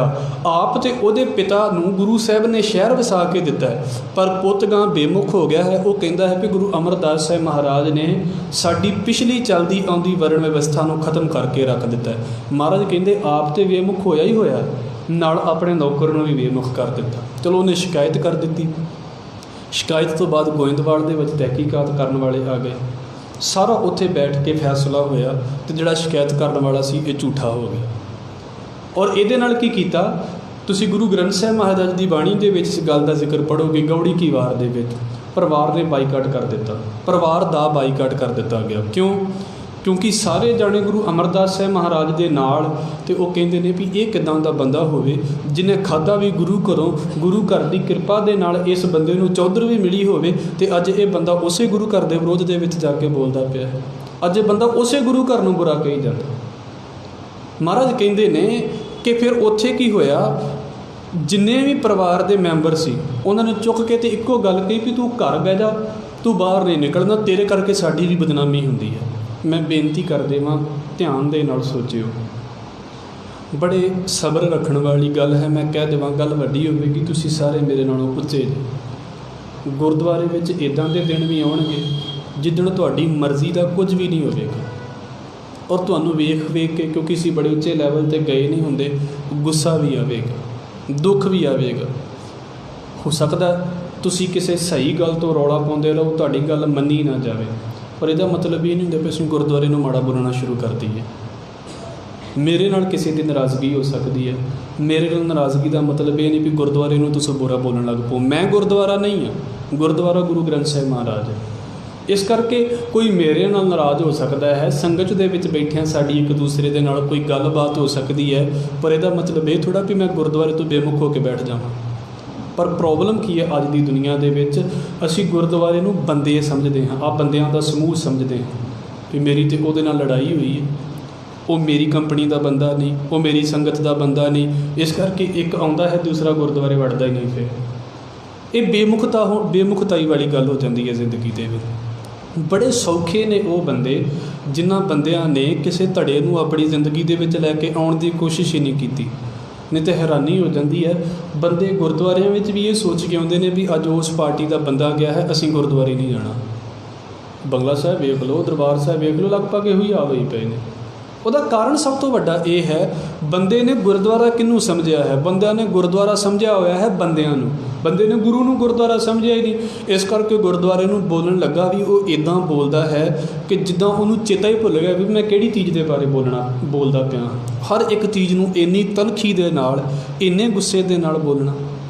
ਮਹਾਰਾਜ ਕਹਿੰਦੇ ਨੇ ਭਾਈ ਇਸ ਚੀਜ਼ ਤੋਂ ਬਚਾ ਲਵੇ। ਅਸੀਂ ਅਜੇ ਸਿਰਫ ਬੇਮੁਖ ਦੇ ਬਾਰੇ ਗੱਲ ਕੀਤੀ ਹੈ, ਪਰ ਜੇ ਕੋਈ ਬੰਦਾ ਇੱਦਾਂ ਦਾ ਹੋ ਵੀ ਜਾਵੇ ਤਾਂ ਗੁਰੂ ਸਾਹਿਬ ਨੇ ਉਹਦਾ ਇਲਾਜ ਵੀ ਬੋਲਿਆ ਹੈ। ਅਸੀਂ ਸੁਖਮਨੀ ਸਾਹਿਬ ਦੇ ਵਿੱਚ ਇਸ ਗੱਲ ਨੂੰ ਪੜ੍ਹਾਂਗੇ। ਮਹਾਰਾਜ ਕੀ ਕਹਿ ਰਹੇ, ਜੇ ਕੋਈ ਗੁਰ ਤੇ ਬੇਮੁਖ ਹੋਵੇ। ਮੈਂ ਇੱਕੋ ਗੱਲ ਭਾਈ ਗੁਰਦਾਸ ਸਾਹਿਬ ਜੀ ਦੀ ਕਹਿਣੀ ਸੀ, ਪਿੱਛੇ ਉਹ ਗੱਲ ਦਾ ਜ਼ਿਕਰ ਵੀ ਕੀਤਾ ਸੀ। ਦੁਨੀਆ ਦੇ ਵਿੱਚ ਨਾ ਸਾਡੇ ਖਾਸ ਕਰਕੇ ਹਿੰਦੁਸਤਾਨ ਦੇ ਵਿੱਚ ਕੁਝ ਪਾਪ ਬੜੇ ਵੱਡੇ ਮੰਨੇ ਜਾਂਦੇ ਨੇ, ਭਾਵੇਂ ਗੁਰਮਤਿ ਦੇ ਵਿੱਚ ਉਹ ਪਾਪ ਨਹੀਂ ਨੇ, ਪਰ ਉਹਨਾਂ ਦੇ ਵਿੱਚੋਂ ਕੁਝ ਮੰਨੇ ਜਾਂਦੇ ਨੇ। ਤੁਸੀਂ ਹਿੰਦੂ ਮਿਥਿਹਾਸ ਨੂੰ ਪੜ੍ਹ ਕੇ ਵੇਖ ਲਓਗੇ ਤਾਂ ਉਹਦੇ ਵਿੱਚ ਨਾ ਬ੍ਰਾਹਮਣ ਦੀ ਹੱਤਿਆ ਦਾ ਬੜਾ ਵੱਡਾ ਪਾਪ ਮੰਨਿਆ ਜਾਂਦਾ ਹੈ, ਗਊ ਦੀ ਹੱਤਿਆ ਦਾ ਬੜਾ ਵੱਡਾ ਪਾਪ ਮੰਨਿਆ ਜਾਂਦਾ ਹੈ, ਔਰ ਈਵਨ ਕਿ ਛੋਟੀ ਬੱਚੀ ਦਾ ਕਤਲ, ਇਹ ਤਾਂ ਗੁਰਮਤਿ ਦੇ ਵਿੱਚ ਵੀ ਹੈ, ਛੋਟੀ ਬੱਚੀ ਦਾ ਕਤਲ ਕਰ ਦੇਣਾ ਸਭ ਤੋਂ ਵੱਡਾ ਗੁਨਾਹ ਮੰਨਿਆ ਜਾਂਦਾ ਹੈ ਧਰਮ ਦੀ ਦੁਨੀਆ ਦੇ ਵਿੱਚ। ਜਿਹੜੇ ਜਨਮ ਤੋਂ ਪਹਿਲਾਂ ਅਤੇ ਜਨਮ ਤੋਂ ਬਾਅਦ 'ਚ ਵੀ ਕਰਦੇ ਨੇ, ਦੋਵਾਂ ਦੇ ਲਈ ਹਾਲ ਇਹ ਹੈ। ਔਰ ਇੱਥੋਂ ਤੱਕ ਕਿ ਜਿਹੜੇ ਬੰਦੇ ਦਾ ਆਪਣਾ ਆਚਰਣ ਸਹੀ ਨਹੀਂ ਹੈ, ਉਸ ਬੰਦੇ ਦਾ ਧਾਨ ਖਾ ਲੈਣਾ, ਉਸ ਬੰਦੇ ਦੇ ਕੋਲੋਂ ਚੀਜ਼ ਲੈ ਕੇ ਖਾ ਲੈਣੀ ਵੀ ਪਾਪ ਦੇ ਵਿੱਚ ਆਉਂਦੀ ਹੈ। ਸਤਿਗੁਰੂ ਜੀ ਦਾ ਸ਼ਬਦ ਹੈ, ਬ੍ਰਾਹਮਣ ਕੈਲੀ ਘਾਤ ਕੰਜਕਾਂ ਅਣਚਾਰੀ ਕਾ ਧਾਨ, ਫਿਟਕ ਫਿਟਕਾ ਕੋੜ ਬਦੀਆਂ ਸਦਾ ਸਦਾ ਅਭਿਮਾਨ ਪਾਹੇ ਇਤੇ ਜਾਹੇ ਵੀਸਰ ਨਾਨਕਾ ਇੱਕ ਨਾਮ। ਉੱਥੇ ਜ਼ਿਕਰ ਕੀਤਾ ਲਗਭਗ ਇਹ 4 ਤਰੀਕੇ ਦੇ ਪਾਪ ਮੰਨੇ ਜਾਂਦੇ ਨੇ। ਹੁਣ ਭਾਈ ਗੁਰਦਾਸ ਸਾਹਿਬ ਕਹਿੰਦੇ ਵੀ ਜੇ ਕਿਸੇ ਬੰਦੇ ਨੇ ਮੰਨ ਲਓ ਕਿ ਬ੍ਰਾਹਮਣ ਦੀ ਹੱਤਿਆ ਵੀ ਕੀਤੀ ਹੋਵੇ, ਬ੍ਰਾਹਮਣ ਕਹੋ ਕਬੀਰ ਜੋ ਬ੍ਰਹਮ ਵਿਚਾਰ ਹੈ, ਵਾਕਿਆ ਕੋਈ ਰੱਬ ਦਾ ਏਡਾ ਭਗਤ ਹੋਵੇ, ਰੱਬ ਦੀ ਬੰਦਗੀ ਵਾਲਾ ਬੰਦਾ ਹੋਵੇ ਅਤੇ ਉਸ ਬੰਦੇ ਨੂੰ ਕਿਸੇ ਨੇ ਦੁੱਖ ਦੇ ਦਿੱਤਾ ਹੋਵੇ, ਅਜਾਈਂ ਦੁੱਖ ਦੇ ਦਿੱਤਾ ਹੋਵੇ। ਸਾਡੇ ਕੋਲ ਇਸ ਪਾਸੇ ਦਾ ਸਮਾਂ ਨਹੀਂ, ਜਦੋਂ ਅਸੀਂ ਇਹ ਪੜ੍ਹਾਂਗੇ ਨਾ ਵੀ ਕਿਹੋ ਜਿਹੇ ਧਾਰਮਿਕ ਲੋਕਾਂ ਨੂੰ ਦੁੱਖ ਦਿੱਤੇ ਗਏ, ਬੜੇ ਤਸੀਹੇ ਚੱਲੇ ਨੇ। ਅਸੀਂ ਸਿਰਫ ਆਪਣੀ ਕੌਮ ਦੀ ਗੱਲ ਨਹੀਂ, ਧਾਰਮਿਕ ਬੰਦਿਆਂ ਦੇ ਨਾਲ ਤਾਂ ਅਕਸਰ ਹੀ ਇੱਦਾਂ ਹੁੰਦਾ ਰਿਹਾ। ਹੁਣ ਉੱਥੇ ਗੱਲ ਹੈ, ਸਤਿਗੁਰੂ ਕਹਿੰਦੇ ਨੇ, ਭਾਈ ਗੁਰਦਾਸ ਸਾਹਿਬ ਕਹਿ ਰਹੇ ਨੇ ਦੇ ਵੀ ਕਿਸੇ ਨੇ ਮੰਨ ਲਓ ਬ੍ਰਾਹਮਣ ਦੀ ਹੱਤਿਆ ਵੀ ਕੀਤੀ ਹੋਵੇ। ਮੈਂ ਬ੍ਰਾਹਮਣ ਦਾ ਫੋਲੋਵਰ ਨਹੀਂ, ਪਰ ਬ੍ਰਾਹਮਣ ਕੌਣ ਹੈ? ਜਿਹਨੇ ਬ੍ਰਹਮ ਨੂੰ ਪਹਿਚਾਣ ਲਿਆ। ਹੁਣ ਕਿਸੇ ਬੰਦੇ ਨੇ ਗਊ ਹੱਤਿਆ ਵੀ ਕਰ ਦਿੱਤੀ ਹੋਵੇ ਅਤੇ ਕਿਸੇ ਨੇ ਸਮਝ ਲਓ ਕਿ ਮਾਲਕ ਤੰਦਰੁਸਤੀ ਦੇਵੇ, ਕਿਸੇ ਨੇ ਬੱਚੀ ਦਾ ਕਤਲ ਵੀ ਕਰ ਦਿੱਤਾ ਹੋਵੇ ਅਤੇ ਕਿਸੇ ਉਸ ਬੰਦੇ ਦੇ ਕੋਲੋਂ ਲੈ ਕੇ ਅੰਨ ਵੀ ਖਾ ਲਿਆ ਹੋਵੇ ਜਿਹਨੇ ਆਪਣੀ ਕਦੀ ਮਿਹਨਤ ਦੀ ਕਮਾਈ ਕੀਤੀ ਨਾ ਹੋਵੇ। ਅਤੇ ਭਾਈ ਗੁਰਦਾਸ ਸਾਹਿਬ ਪਤਾ ਕੀ ਕਹਿੰਦੇ ਨੇ? ਕਹਿੰਦੇ ਇਹਨਾਂ 4 ਪਾਪਾਂ ਨੂੰ ਬੜਾ ਵੱਡਾ ਮੰਨਿਆ ਜਾਂਦਾ ਵੀ ਇਹ 4 ਪਾਪ ਇੱਕ ਥਾਂ 'ਤੇ ਇਕੱਠੇ ਕਰ ਲਓ। ਇਹ 4 ਪਾਪਾਂ ਵਾਲੇ ਬੰਦੇ ਤੁਸੀਂ ਇੱਕੋ ਥਾਂ 'ਤੇ ਇਕੱਠੇ ਕਰ ਲਓ ਅਤੇ ਉਹ ਜਿਹੜਾ ਬੰਦਾ ਹੈ ਨਾ ਜਿਹਨੇ 4 ਪਾਪ ਕੀਤੇ ਹੋਣ, ਉਹਦੇ ਸਰੀਰ ਦਾ ਇੱਕ ਵਾਲ ਕਹਿੰਦੇ ਲੈ ਲਓ, ਇੱਕ ਰੋਮ ਲੈ ਲਓ। ਅਤੇ ਦੂਜਾ ਜਿਹੜਾ ਬੰਦਾ ਗੁਰਦੁਆਰੇ ਤੋਂ ਬੇਮੁਖ ਹੈ, ਉਸ ਬੰਦੇ ਦਾ ਇੱਕ ਰੋਮ ਲੈ ਲਓ। ਕਹਿੰਦੇ ਉਹ ਬੰਦਾ ਇੰਨਾ ਬੇਕਾਰ ਹੈ ਜਿਹੜਾ ਗੁਰਦੁਆਰੇ ਤੋਂ ਬੇਮੁਖ ਹੈ ਨਾ, ਵੀ ਇਹਦਾ ਇੱਕ ਛੋਟਾ ਜਿਹਾ ਰੋਮ ਵੀ ਉਸ ਸਾਰੇ ਬੰਦੇ ਦੇ ਬਰਾਬਰ ਹੈ। ਇਹਨੇ ਇੰਨੇ ਪਾਪ ਕੀਤੇ ਹੋਣ ਇੱਕ ਨੇ, ਅਤੇ ਉਹ ਇੱਕ ਪਾਸੇ ਖੜ ਜਾਵੇ, ਅਤੇ ਜਿਹੜਾ ਗੁਰਦੁਆਰੇ ਤੋਂ ਬੇਮੁਖ ਹੈ ਨਾ, ਉਹਦਾ ਸਿਰਫ ਇੱਕੋ ਹੀ ਕੇਸ, ਇੱਕੋ ਹੀ ਵਾਲ ਜਿਹੜਾ ਹੈ ਨਾ ਉਸ ਬੰਦੇ ਦੇ ਬਰਾਬਰ ਰੱਖ ਦਿਓ। ਕਹਿੰਦੇ ਸਮਝ ਲਓ ਇੱਦਾਂ ਦੀ ਗੱਲ ਹੈ ਵੀ ਉਹ ਇੰਨਾ ਨਿਕੰਮਾ ਬੰਦਾ ਹੈ।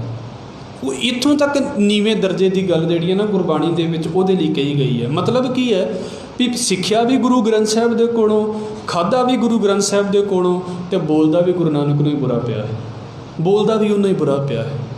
ਮੈਂ ਕਈ ਵਾਰ ਗੱਲ ਕਹਿਣਾ ਹੁੰਦਾ, ਜਦੋਂ ਇਹ ਗੱਲ ਨੂੰ ਕਹਿਣਾ ਹੁੰਦਾ, ਅਜੇ ਬਹੁਤਾ ਟਾਈਮ ਨਹੀਂ ਹੋਇਆ, 84 ਦੇ ਵਿੱਚ ਉਹ ਵੀ ਬੰਦੇ ਜਿਉਂਦੇ ਫਿਰਦੇ ਨੇ, ਅਤੇ ਉਹਨਾਂ ਦੇ ਵਿੱਚੋਂ ਮੈਂ ਨਹੀਂ ਲੰਗਰ ਛਕਾਉਣ ਵਾਲਾ, ਲੰਗਰ ਤਾਂ ਗੁਰੂ ਦਾ ਹੈ, ਪਰ ਉਹਨਾਂ ਦੇ ਵਿੱਚੋਂ ਬਹੁਤੇ ਬੰਦੇ ਉਹ ਸੀ ਜਿਨ੍ਹਾਂ ਨੇ ਸਿੱਖਾਂ ਨੂੰ ਘਰਾਂ 'ਚੋਂ ਕੱਢ ਕੇ ਸਾੜਿਆ, ਲੰਗਰ ਫਿਰ ਗੁਰਦੁਆਰਿਆਂ ਵਿੱਚੋਂ ਹੀ ਆ ਕੇ ਖਾਂਦੇ ਨੇ। ਮੌਕੇ ਦੇ ਉੱਤੇ ਬੇਮੁਖਤਾਈ ਕਰਨ ਵਾਲੇ ਬਹੁਤ ਤੁਹਾਨੂੰ ਮਿਲ ਜਾਣਗੇ, ਅਕਿਰਤ ਘਣਤਾ ਕਰਨ ਵਾਲੇ ਬਹੁਤ ਮਿਲ ਜਾਣਗੇ ਤੁਹਾਨੂੰ।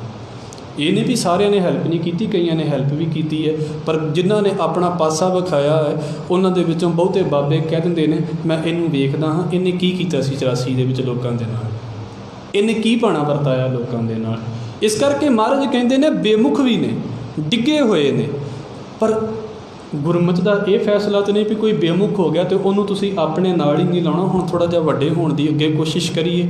ਗੁਰੂ ਦਾ ਸੁਭਾਅ ਇੱਦਾਂ ਦਾ ਹੈ, ਅਸੀਂ ਨਹੀਂ ਬਖਸ਼ਾਂਗੇ। ਪਰ ਗੁਰੂ ਕੀ ਕਹਿ ਰਿਹਾ ਹੈ? ਬਿਨ ਸਤਿਗੁਰ ਮੁਕਤ ਨਾ ਪਾਵੈ। ਕਹਿੰਦੇ ਗੁਰੂ ਤੋਂ ਬਿਨਾਂ ਇਹੋ ਜਿਹਾ ਬੰਦਾ ਮੁਕਤੀ ਪਾ ਹੀ ਨਹੀਂ ਸਕਦਾ, ਬੇਮੁਖ ਹੋ ਕੇ ਮਰ ਜਾਵੇਗਾ। ਅਤੇ ਜਿਹੜਾ ਗੁਰੂ ਤੋਂ ਬੇਮੁਖ ਹੋ ਕੇ ਮਰ ਗਿਆ, ਉਹਦੀ ਜ਼ਿੰਦਗੀ 'ਚ ਰਹਿ ਕੀ ਗਿਆ? ਉਹਦੇ ਪੱਲੇ ਕੀ ਰਹਿ ਗਿਆ ਜ਼ਿੰਦਗੀ ਦੇ ਵਿੱਚ? ਜਿਹੜਾ ਸਾਰੀ ਜ਼ਿੰਦਗੀ ਗੁਰੂ ਦੇ ਵੱਲ ਮੂੰਹ ਕਰਕੇ ਰੱਖੇ ਅਤੇ ਅੰਤ ਨੂੰ ਮੂੰਹ ਕਮਾ ਲਵੇ, ਅਤੇ ਉਹਨੂੰ ਬਾਬਾ ਤਿਰਲੋਚਨ ਪਤਾ ਕੀ ਕਹਿੰਦੇ ਨੇ? ਜੋ ਤੁਸੀਂ ਅੰਤ ਕਾਲ ਦੇ ਵਿੱਚ ਚੇਤਾ ਕਰਦੇ ਜੇ, ਅੱਗੇ ਉਸ ਨੂੰ ਭੁਗਤਣ ਦੇ ਲਈ ਤਿਆਰ ਹੋ ਜਾਓ। ਤੁਸੀਂ ਮੰਦਰ ਸਿਮਰਦੇ ਜੇ, ਤੁਸੀਂ ਫਿਰ ਪ੍ਰੇਤ ਬਣਨ ਦੇ ਲਈ ਤਿਆਰ ਹੋ ਜਾਓ। ਕਿਉਂ? ਕਿਉਂਕਿ ਖਾਲੀ ਘਰਾਂ ਦੇ ਵਿੱਚ ਅਕਸਰ ਪ੍ਰੇਤਾਂ ਦਾ ਵਾਸਾ ਮੰਨਿਆ ਜਾਂਦਾ। ਜੋ ਤੁਸੀਂ ਚਿੰਤਨ ਕਰਦੇ ਜੇ, ਤੁਸੀਂ ਬੇਮੁਖ ਹੋ ਕੇ ਮਰਨ ਦੇ ਲਈ ਤਿਆਰ ਜੇ, ਅਤੇ ਫਿਰ ਤੁਸੀਂ ਬੇਮੁਖਤਾਈ ਵਾਲੇ ਅਗਲੇ ਜਨਮ ਭੋਗਣ ਦੇ ਲਈ ਤਿਆਰ ਹੋਵੋ। ਮਾਲਕ ਤੁਹਾਨੂੰ ਖੁੱਲ੍ਹੇ ਤਰੀਕੇ ਦੇ ਨਾਲ ਵਰਤਣ ਲਈ ਸਮਾਂ ਦੇਵੇਗਾ, ਜਿੰਨੇ ਮਰਜ਼ੀ ਬੇਮੁਖ ਹੋ ਕੇ ਜ਼ਿੰਦਗੀ ਜੀ ਲਿਓ। ਇੱਕ ਸ਼ਬਦ ਅਸੀਂ ਪੜ੍ਹ ਲਈਏ। ਹਜ਼ੂਰ ਕਹਿੰਦੇ ਨੇ ਬਿਨ ਸਤਿਗੁਰ ਮੁਕਤ ਨਾ ਪਾਵੈ ਮੁਕਤ ਨਾ ਹੋਰ ਥੈ ਕੋਈ, ਪੁੱਛੋ ਵਿਵੇਕੀਆਂ ਜਾਏ। ਕਹਿੰਦੇ ਸਿਰਫ ਮੇਰੀ ਗੱਲ ਨਹੀਂ ਵੀ ਮੈਂ ਤੁਹਾਨੂੰ ਕਹਿ ਰਿਹਾ ਹਾਂ, ਤੁਸੀਂ ਬਾਬਾ ਕਬੀਰ ਨੂੰ ਪੁੱਛ ਲਓ, ਤੁਸੀਂ ਬਾਬਾ ਰਵਿਦਾਸ ਨੂੰ ਪੁੱਛ ਲਓ, ਭਗਤ ਨਾਮਦੇਵ ਨੂੰ ਪੁੱਛ ਲਓ ਵੀ ਜਿਹੜੇ ਗੁਰਦੁਆਰੇ ਤੋਂ ਬੇਮੁਖ ਬੰਦੇ ਹੋ ਜਾਂਦੇ ਨੇ, ਗੁਰੂ ਤੋਂ ਬੇਮੁਖ ਹੋ ਜਾਂਦੇ ਨੇ, ਉਹਨਾਂ ਨੂੰ ਗੁਰੂ ਤੋਂ ਬਿਨਾਂ ਕਿਤੇ ਮੁਕਤੀ ਮਿਲ ਸਕਦੀ ਹੈ? ਅਤੇ ਗੁਰੂ ਅਮਰਦਾਸ ਸਾਹਿਬ ਮਹਾਰਾਜ ਕਹਿੰਦੇ ਨਹੀਂ ਮਿਲ ਸਕਦੀ। ਹਰਸੋਂ ਹੀਰਾ ਛੱਡ ਕੇ ਕਰੈ ਆਨ ਕੀ ਆਸ, ਤੇ ਨਰ ਦੋਜ਼ਕ ਜਾਹੇਂਗੇ ਸਤ ਭਾਖੈ ਰਵਿਦਾਸ। ਬਾਬਾ ਰਵਿਦਾਸ ਇਸ ਗੱਲ ਨੂੰ ਕਹਿੰਦੇ ਨੇ, ਸਲੋਕ ਬਾਬਾ ਕਬੀਰ ਸਾਹਿਬ ਜੀ ਦਾ ਹੈ। ਉੱਥੇ ਇੱਕ ਗੱਲ ਗੁਰੂ ਸਾਹਿਬ ਨੇ ਸੁਖਮਨੀ ਸਾਹਿਬ ਦੇ ਵਿੱਚ ਬੋਲੀ ਹੈ, ਤੁਹਾਨੂੰ ਯਾਦ ਹੈ, ਮੈਂ ਇਸ ਕਰਕੇ ਆਪ ਜੀ ਦੇ ਅੱਗੇ ਰੱਖ ਦੇਵਾਂ। ਇੱਕ ਪਾਸੇ ਉਸ ਬੰਦੇ ਦਾ ਸੁਭਾਅ ਬੋਲਿਆ ਹੈ ਜਿਹੜਾ ਗੁਰਦੁਆਰੇ ਤੋਂ ਬੇਮੁਖ ਹੈ, ਜਿਹੜਾ ਹਮੇਸ਼ਾ ਹੀ ਗੁਰੂ ਨੂੰ ਵੀ ਮਾੜਾ ਬੋਲੇਗਾ, ਹਮੇਸ਼ਾ ਤੁਹਾਨੂੰ ਵੀ ਮਾੜਾ ਬੋਲੇਗਾ, ਸੇਵਾ ਕਰਨ ਵਾਲਿਆਂ ਨੂੰ ਵੀ ਮਾੜਾ ਬੋਲੇਗਾ। ਅਤੇ ਅੰਤਲੀ ਪੰਕਤੀ ਦੇ ਵਿੱਚ ਨਾ ਗੁਰੂ ਸਾਹਿਬ ਨੇ ਸੰਤ ਦਾ ਸੁਭਾਅ ਬੋਲਿਆ ਹੈ। ਪੰਕਤੀ ਆਪ ਜੀ ਨੂੰ ਯਾਦ ਹੈ, ਹਜ਼ੂਰ ਕਹਿੰਦੇ ਸੰਤ ਕਾ ਨਿੰਦਕ ਮਹਾਂ ਅਤ ਤਾਈ। ਜਿਹੜਾ ਸੰਤ ਦਾ ਨਿੰਦਕ ਹੈ ਨਾ, ਦਾਤਾਰ ਕਹਿੰਦੇ ਅੱਤ ਚੁੱਕੀ ਰੱਖਦਾ ਹੈ। ਬਸ ਉਹਨੂੰ ਐਡੀ ਪ੍ਰੋਬਲਮ ਹੈ ਜ਼ਿੰਦਗੀ ਦੇ ਵਿੱਚ ਕਿ ਮੰਨ ਲਓ ਉਹ ਆਰਾਮ ਦੇ ਨਾਲ ਬੈਠਾ ਹੈ, ਉਹਦੇ ਲਈ ਕਿਸੇ ਨੇ ਰੋਟੀ ਵੀ ਲੈ ਕੇ ਆਂਦੀ ਹੈ ਨਾ, ਉਹਨੂੰ ਤਾਂ ਵੀ ਦਿੱਕਤ ਹੈ ਵੀ ਇਹਨੂੰ ਬੈਠੇ ਨੂੰ ਰੋਟੀ ਕਿਉਂ ਮਿਲੀ ਜਾਂਦੀ। ਉਹ ਕਿਸੇ ਦੀ ਸੇਵਾ ਕਰਨ ਚਲਾ ਗਿਆ, ਉਹਨੂੰ ਇਸ ਗੱਲ ਦੀ ਦਿੱਕਤ ਹੈ ਵੀ ਇਹ ਸੇਵਾ ਕਿਉਂ ਕਰੀ ਜਾਂਦਾ। ਉਹਨੂੰ ਹਰ ਇੱਕ ਚੀਜ਼ ਉਹਦੇ ਵੱਲ ਜੋ ਵੇਖਦਾ ਹੈ ਉਹਦੇ ਤੋਂ ਉਹਨੂੰ ਦਿੱਕਤ ਹੈ, ਅਤੇ ਅੱਤ ਚੁੱਕੀ ਰੱਖਦਾ ਵੀ ਕੋਈ ਨਾ ਕੋਈ ਮੌਕਾ ਮਿਲ ਜਾਵੇ ਜਿਹਦੇ ਕਰਕੇ ਮੈਂ ਇਹਨੂੰ ਰੱਦ ਦੇਵਾਂ, ਇਹਦੇ ਨਾਲ ਕਿਤੇ ਬੁਰਾ ਹੋ ਜਾਵੇ, ਮੈਨੂੰ ਇਹੋ ਜਿਹਾ ਮੌਕਾ ਚਾਹੀਦਾ ਹੈ। ਹਜ਼ੂਰ ਕਹਿੰਦੇ ਸੰਤ ਕਾ ਨਿੰਦਕ ਮਹਾਂ ਅਤ ਤਾਈ। ਸੰਤ ਕਾ ਨਿੰਦਕ ਖਿਨ ਟਿਕਣ ਨਾ ਪਾਈ। ਇੱਕ ਪਲ ਨਹੀਂ ਉਹਦੇ ਕੋਲੋਂ ਟਿਕਿਆ ਜਾਂਦਾ। ਜਿਹੜਾ ਕਿਸੇ ਦਾ ਬੁਰਾ ਸੋਚਦਾ ਪਿਆ ਹੈ ਅਤੇ ਜਿਹਦਾ ਬੁਰਾ ਸੋਚਦਾ ਪਿਆ ਸੀ ਉਹਦਾ ਬੁਰਾ ਹੋ ਨਹੀਂ ਰਿਹਾ, ਉਹਨੂੰ ਵਿਚਾਰੇ ਨੂੰ ਵੇਖੋ ਟਿਕਾ ਆਉਂਦਾ ਕਿਤੇ, ਉਹਨੂੰ ਕਦੀ ਨਹੀਂ ਟਿਕਾ ਆਉਂਦਾ ਵੀ ਮੈਂ ਤਾਂ ਚਾਹੁੰਦਾ ਸੀ ਇਹਦਾ ਬੁਰਾ ਹੋਵੇ, ਇਹਦਾ ਬੁਰਾ ਹੀ ਨਹੀਂ ਹੋ ਰਿਹਾ। ਉਹਨੂੰ ਗੁਰੂ ਸਾਹਿਬ ਕਹਿ ਰਹੇ ਨੇ ਸੰਤ ਕਾ ਨਿੰਦਕ ਖਿਨ ਟਿਕਣ ਨਾ ਪਾਈ। ਸੰਤ ਕਾ ਨਿੰਦਕ ਮਹਾਂ ਹਥਿਆਰਾ। ਇੱਕ ਤਾਂ ਉਹ ਹਥਿਆਰੇ ਹੁੰਦੇ ਨੇ ਨਾ ਜਿਹੜੇ ਦੂਸਰਿਆਂ ਨੂੰ ਮਾਰ ਦਿੰਦੇ ਨੇ, ਇੱਕ ਮਹਾਂ ਹਥਿਆਰੇ ਹੁੰਦੇ ਨੇ ਜਿਹੜੇ ਵੇਖਦੇ ਹੀ ਨਹੀਂ। ਮਤਲਬ ਕਹਿੰਦੇ ਵੀ ਇੱਦਾਂ ਦਾ ਸੁਭਾਅ ਹੈ, ਉਹ ਵੇਖ ਕੇ ਬਰਦਾਸ਼ਤ ਹੀ ਨਹੀਂ ਕਰਦਾ ਪਿਆ। ਦੇਖੋ ਇੱਕ ਤਾਂ ਮਾਰਨਾ ਇਹ ਆ ਵੀ ਕਿਸੇ ਦਾ ਗਲਾ ਘੁੱਟਤਾ ਅਤੇ ਸਾਹ ਹੀ ਬੰਦ ਕਰ ਦਿੱਤੇ। ਇੱਕ ਮਾਰਨਾ ਇਹ ਆ ਵੀ ਜਿਹੜਾ ਸਾਹਮਣੇ ਬੈਠਾ ਬਰਦਾਸ਼ਤ ਹੀ ਨਹੀਂ ਹੋ ਰਿਹਾ। ਉਹ ਵੀ ਤਾਂ ਇਹੋ ਹੀ ਸੋਚਦਾ ਪਿਆ ਨਾ ਵੀ ਇਹ ਮੇਰੇ ਤੋਂ ਪਰੇ ਹੋ ਜਾਵੇ ਕਿਸੇ ਨਾ ਕਿਸੇ ਤਰੀਕੇ ਨਾਲ। ਇਹਨੂੰ ਤੁਸੀਂ ਕੀ ਕਹਿੰਦੇ ਜੇ? ਹਜ਼ੂਰ ਕਹਿੰਦੇ ਸੰਤ ਕਾ ਨਿੰਦਕ ਮਹਾਂ ਹਥਿਆਰਾ, ਸੰਤ ਕਾ ਨਿੰਦਕ ਪਰਮੇਸ਼ਰ ਮਾਰਾ। ਸਮਝ ਲਓ ਵੀ ਰੱਬ ਨੇ ਮਾਰਿਆ ਹੋਇਆ ਹੈ। ਇਹ ਗੱਲ ਇੱਦਾਂ ਜ਼ਿਆਦਾ ਵਧੀਆ ਸਮਝ ਆਵੇਗੀ ਰੱਬ ਦੇ ਵੱਲੋਂ ਮਾਰੇ ਹੋਏ ਕਿੱਦਾਂ ਹੁੰਦੇ ਨੇ ਬੰਦੇ। ਜਿੱਦਾਂ ਕੋਈ ਬੰਦਾ ਕਿਸੇ ਨੂੰ ਬੜਾ ਤੰਗ ਕਰਦਾ ਪਿਆ ਹੋਵੇ ਅਤੇ ਦੂਸਰਾ ਬੰਦਾ ਗੁੱਸੇ ਦੇ ਵਿੱਚ ਆ ਕੇ ਉਹਨੂੰ ਮਾਰਨ ਲੱਗੇ ਵੀ ਤੂੰ ਮੈਨੂੰ ਤੰਗ ਕਰਦਾ ਪਿਆ, ਮੈਂ ਤੈਨੂੰ ਇਹਦਾ ਬਦਲੇ ਦੇ ਵਿੱਚ ਕੁਝ ਮਾਰਦਾ ਹਾਂ, ਸੱਟ ਲਾ ਦਿੰਦਾ ਹਾਂ ਤੇਰੇ। ਅਤੇ ਉਹ ਦੂਸਰਾ ਬੰਦਾ ਕਹੇ ਵੀ ਛੱਡ ਪਰਾਂ, ਇਹਨੂੰ ਕੀ ਮਾਰਨਾ, ਇਹ ਤਾਂ ਪਹਿਲਾਂ ਰੱਬ ਵੱਲੋਂ ਮਾਰਿਆ ਹੋਇਆ। ਇਹਦਾ ਭਾਵ ਪਤਾ ਕੀ ਹੁੰਦਾ ਕਿ ਮੰਨ ਲਓ ਕਿ ਪਾਗਲ ਸਾਡੇ ਆ ਕੇ ਥੱਪੜ ਮਾਰ ਦੇ। ਹੁਣ ਅਸੀਂ ਚਾਹੀਏ ਤਾਂ ਭਾਵੇਂ ਪਾਗਲ ਦੇ 5 ਥੱਪੜ ਮਾਰੀਏ, ਅਸੀਂ ਚਾਹੀਏ ਤਾਂ ਭਾਵੇਂ 10 ਥੱਪੜ ਮਾਰ ਦਈਏ, ਪਰ ਫਿਰ ਸਾਡੇ ਨਾ ਮਨ ਦੇ ਵਿੱਚ ਇੱਕ ਖਿਆਲ ਆਵੇਗਾ ਇਹਨੂੰ ਕੀ ਮਾਰਨਾ, ਤਾਂ ਪਹਿਲਾਂ ਰੱਬ ਦੇ ਵੱਲੋਂ ਮਰਿਆ ਹੋਇਆ। ਰੱਬ ਨੇ ਤਾਂ ਪਹਿਲਾਂ ਇਹਨੂੰ ਏਡੀ ਵੱਡੀ ਸਜ਼ਾ ਦੇ ਦਿੱਤੀ ਹੈ। ਉਹਨੂੰ ਗੁਰੂ ਸਾਹਿਬ ਕਹਿ ਰਹੇ ਸੰਤ ਕਾ ਨਿੰਦਕ ਪਰਮੇਸ਼ਰ ਮਾਰਾ। ਜਿਹੜਾ ਉਹਦੀ ਨਿੰਦਾ ਕਰਨ ਦਾ ਸੁਭਾਅ ਪਾਲ ਕੇ ਬੈਠਾ ਹੋਇਆ ਹੈ ਨਾ, ਉਹ ਤਾਂ ਸਮਝ ਲਓ ਪਹਿਲਾਂ ਰੱਬ ਦੇ ਵੱਲੋਂ ਮਾਰਿਆ ਹੋਇਆ, ਉਹਨੂੰ ਹੋਰ ਕੋਈ ਕੀ ਮਾਰੇਗਾ। ਧੁਰ ਮਾਰੇ ਪੂਰੇ ਸਤਿਗੁਰਾਂ ਸਹੀ ਹੁਣ ਸਤਿਗੁਰ ਮਾਰੇ। ਜੇ ਮੇਲਣ ਨੂੰ ਬਹੁ ਤੇਰਾ ਲੋਚੀਏ ਨਾ ਦੇਈ ਮਿਲਣ ਕਰਤਾਰੇ। ਕਿਤੇ ਵਿਚਾਰਾ ਆਪਣੇ ਕਰਮਾਂ ਕਰਕੇ ਤਾਂ ਪਹਿਲਾਂ ਹੀ ਮਾਰਿਆ ਪਿਆ ਹੈ, ਉਹਦੇ 'ਤੇ ਸਗੋਂ ਅਫਸੋਸ ਹੋਣਾ ਚਾਹੀਦਾ ਹੈ। ਸੰਤ ਕਾ ਨਿੰਦਕ ਰਾਜ ਤੇ ਹੀਣ।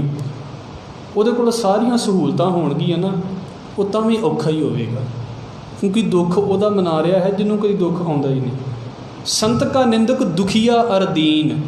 ਦੁਖੀ ਹੈ ਅਰ ਦੀਨਾਂ ਵਾਲੀ ਹਾਲਤ ਹੈ ਉਹਦੀ, ਮਤਲਬ ਕੰਗਾਲਾਂ ਵਾਲੀ ਹਾਲਤ ਹੈ। ਸੰਤ ਕਾ ਨਿੰਦਕ ਦੁਖੀਆ ਅਰ ਦੀਨ। ਹਜ਼ੂਰ ਕਹਿੰਦੇ ਨੇ ਸੰਤ ਕੀ ਨਿੰਦਾ ਦੋਖ ਮਹਿ ਦੋਖ। ਬੜਿਆਂ ਦੁੱਖਾਂ ਦੇ ਵਿੱਚੋਂ ਬੜਾ ਵੱਡਾ ਦੁੱਖ ਹੈ। ਮਤਲਬ ਅਸੀਂ ਕਹੀਏ ਨਾ ਵੀ ਆਹ ਦੁੱਖ ਵੱਡਾ ਹੈ, ਸਤਿਗੁਰੂ ਕਹਿੰਦੇ ਨਹੀਂ, ਦੁੱਖਾਂ ਦੇ ਵਿੱਚੋਂ ਸਭ ਤੋਂ ਵੱਡਾ ਦੁੱਖ ਇਹ ਹੈ ਜਿਹਨੂੰ ਸੰਤ ਦੀ ਨਿੰਦਾ ਕਰਨ ਦੀ ਆਦਤ ਪੈ ਗਈ ਹੈ, ਜਿਹਨੂੰ ਬੇਮੁਖ ਹੋਣ ਦੀ ਆਦਤ ਪੈ ਗਈ ਹੈ। ਸੰਤ ਕੀ ਨਿੰਦਾ ਦੋਖ ਮਹਿ ਦੋਖ, ਨਾਨਕ ਸੰਤ ਭਾਵੈ ਤਾਂ ਉਸਕਾ ਵੀ ਹੋਏ ਮੋਖ। ਕਹਿੰਦੇ ਪਰ ਜੇ ਸੰਤ ਚਾਹਵੇ ਤਾਂ ਇਹੋ ਜਿਹੇ ਬੇਮੁਖ ਬੰਦੇ ਵੀ ਪਾਰ ਹੋ ਜਾਂਦੇ ਨੇ। ਜੇ ਸੰਤ ਚਾਹਵੇ ਤਾਂ ਇਹੋ ਜਿਹੇ ਮਾੜੇ ਬੰਦੇ ਦੇ ਨਾਲ ਇਹ ਨਹੀਂ ਵੀ ਉਹ ਮਾੜਾ ਹੀ ਸਲੂਕ ਕਰਦਾ ਹੈ, ਉਹ ਚਾਹਵੇ ਤਾਂ ਇਸ ਮਾੜੇ ਬੰਦੇ ਨੂੰ ਵੀ ਉਹ ਉੱਚਾ ਕਰ ਸਕਦਾ ਹੈ। ਉਹਨੂੰ ਗੁਰੂ ਸਾਹਿਬ ਕਹਿੰਦੇ ਨੇ ਕਿ ਭਾਵੇਂ ਕੋਈ ਕਿੰਨਾ ਵੀ ਗੁਰਦੁਆਰੇ ਤੋਂ ਬੇਮੁਖ ਹੋਵੇ ਬੰਦਾ, ਕਿੰਨਾ ਵੀ ਗੁਰਦੁਆਰੇ ਨੂੰ ਮਾੜਾ ਬੋਲਦਾ ਪਿਆ ਹੋਵੇ, ਪਰ ਜੇ ਗੁਰੂ ਦਾ ਸੁਭਾਅ ਇੱਦਾਂ ਦਾ ਹੈ, ਗੁਰੂ ਕੀ ਕਰਦਾ ਹੈ, ਗੁਰੂ ਫਿਰ ਵੀ ਇਹੋ ਜਿਹਿਆਂ ਨੂੰ ਸਹੀ ਕਰਨ ਦੀ ਆਪਣੇ ਅੰਦਰ ਤਾਕਤ ਰੱਖਦਾ ਹੈ ਵੀ ਇਹਨਾਂ ਨੂੰ ਵੀ ਸਹੀ ਗੁਰੂ ਨੇ ਕਰਨਾ ਹੈ।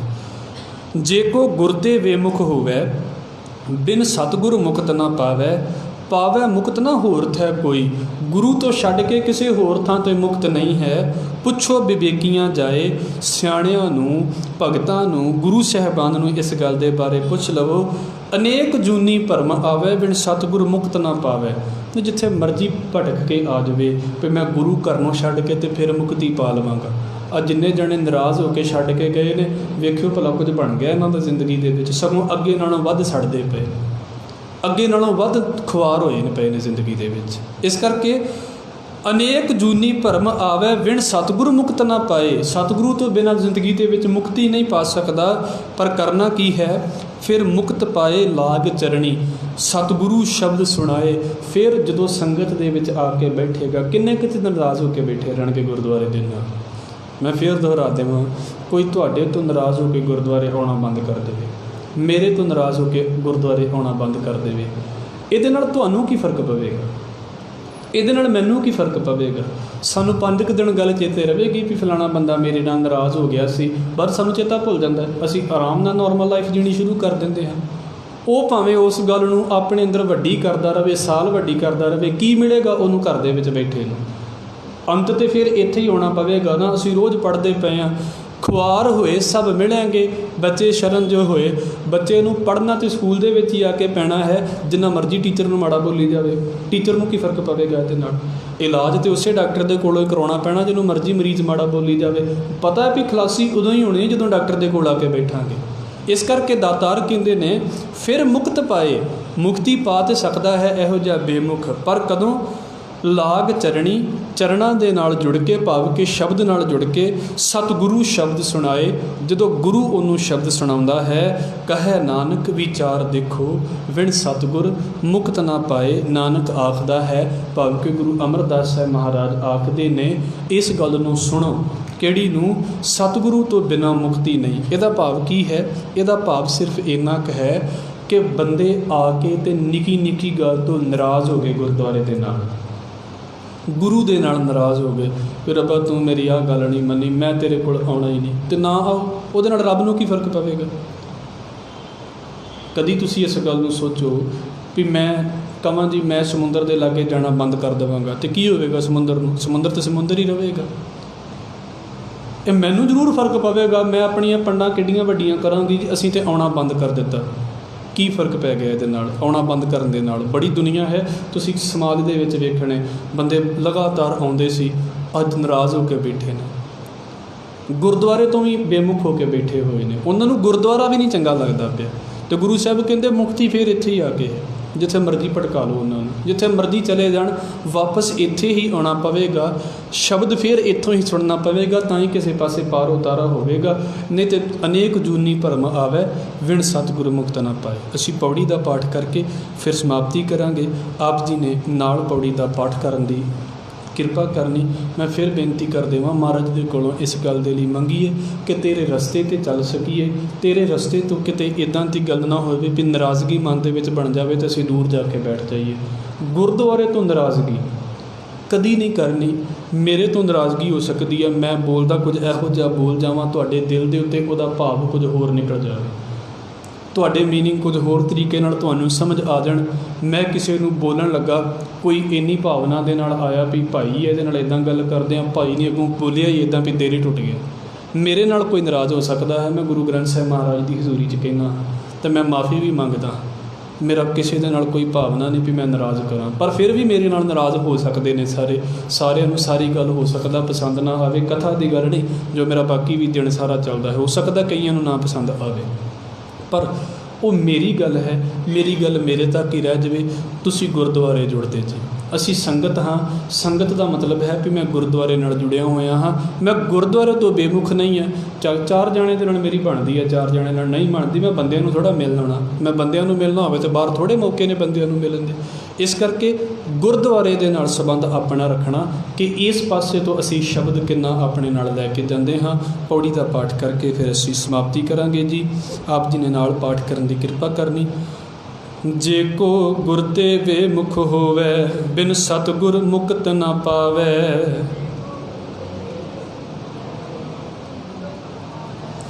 पावे मुक्त ना होर थे कोई, पुछो विवेकियां जाए।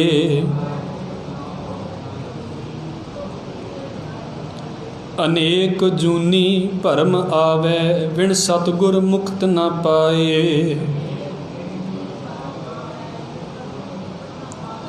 फिर मुक्त पाए लाग चरणी सतगुरु शब्द सुनाए। कहे नानक विचार देखो बिन सतगुर मुक्त न पाए।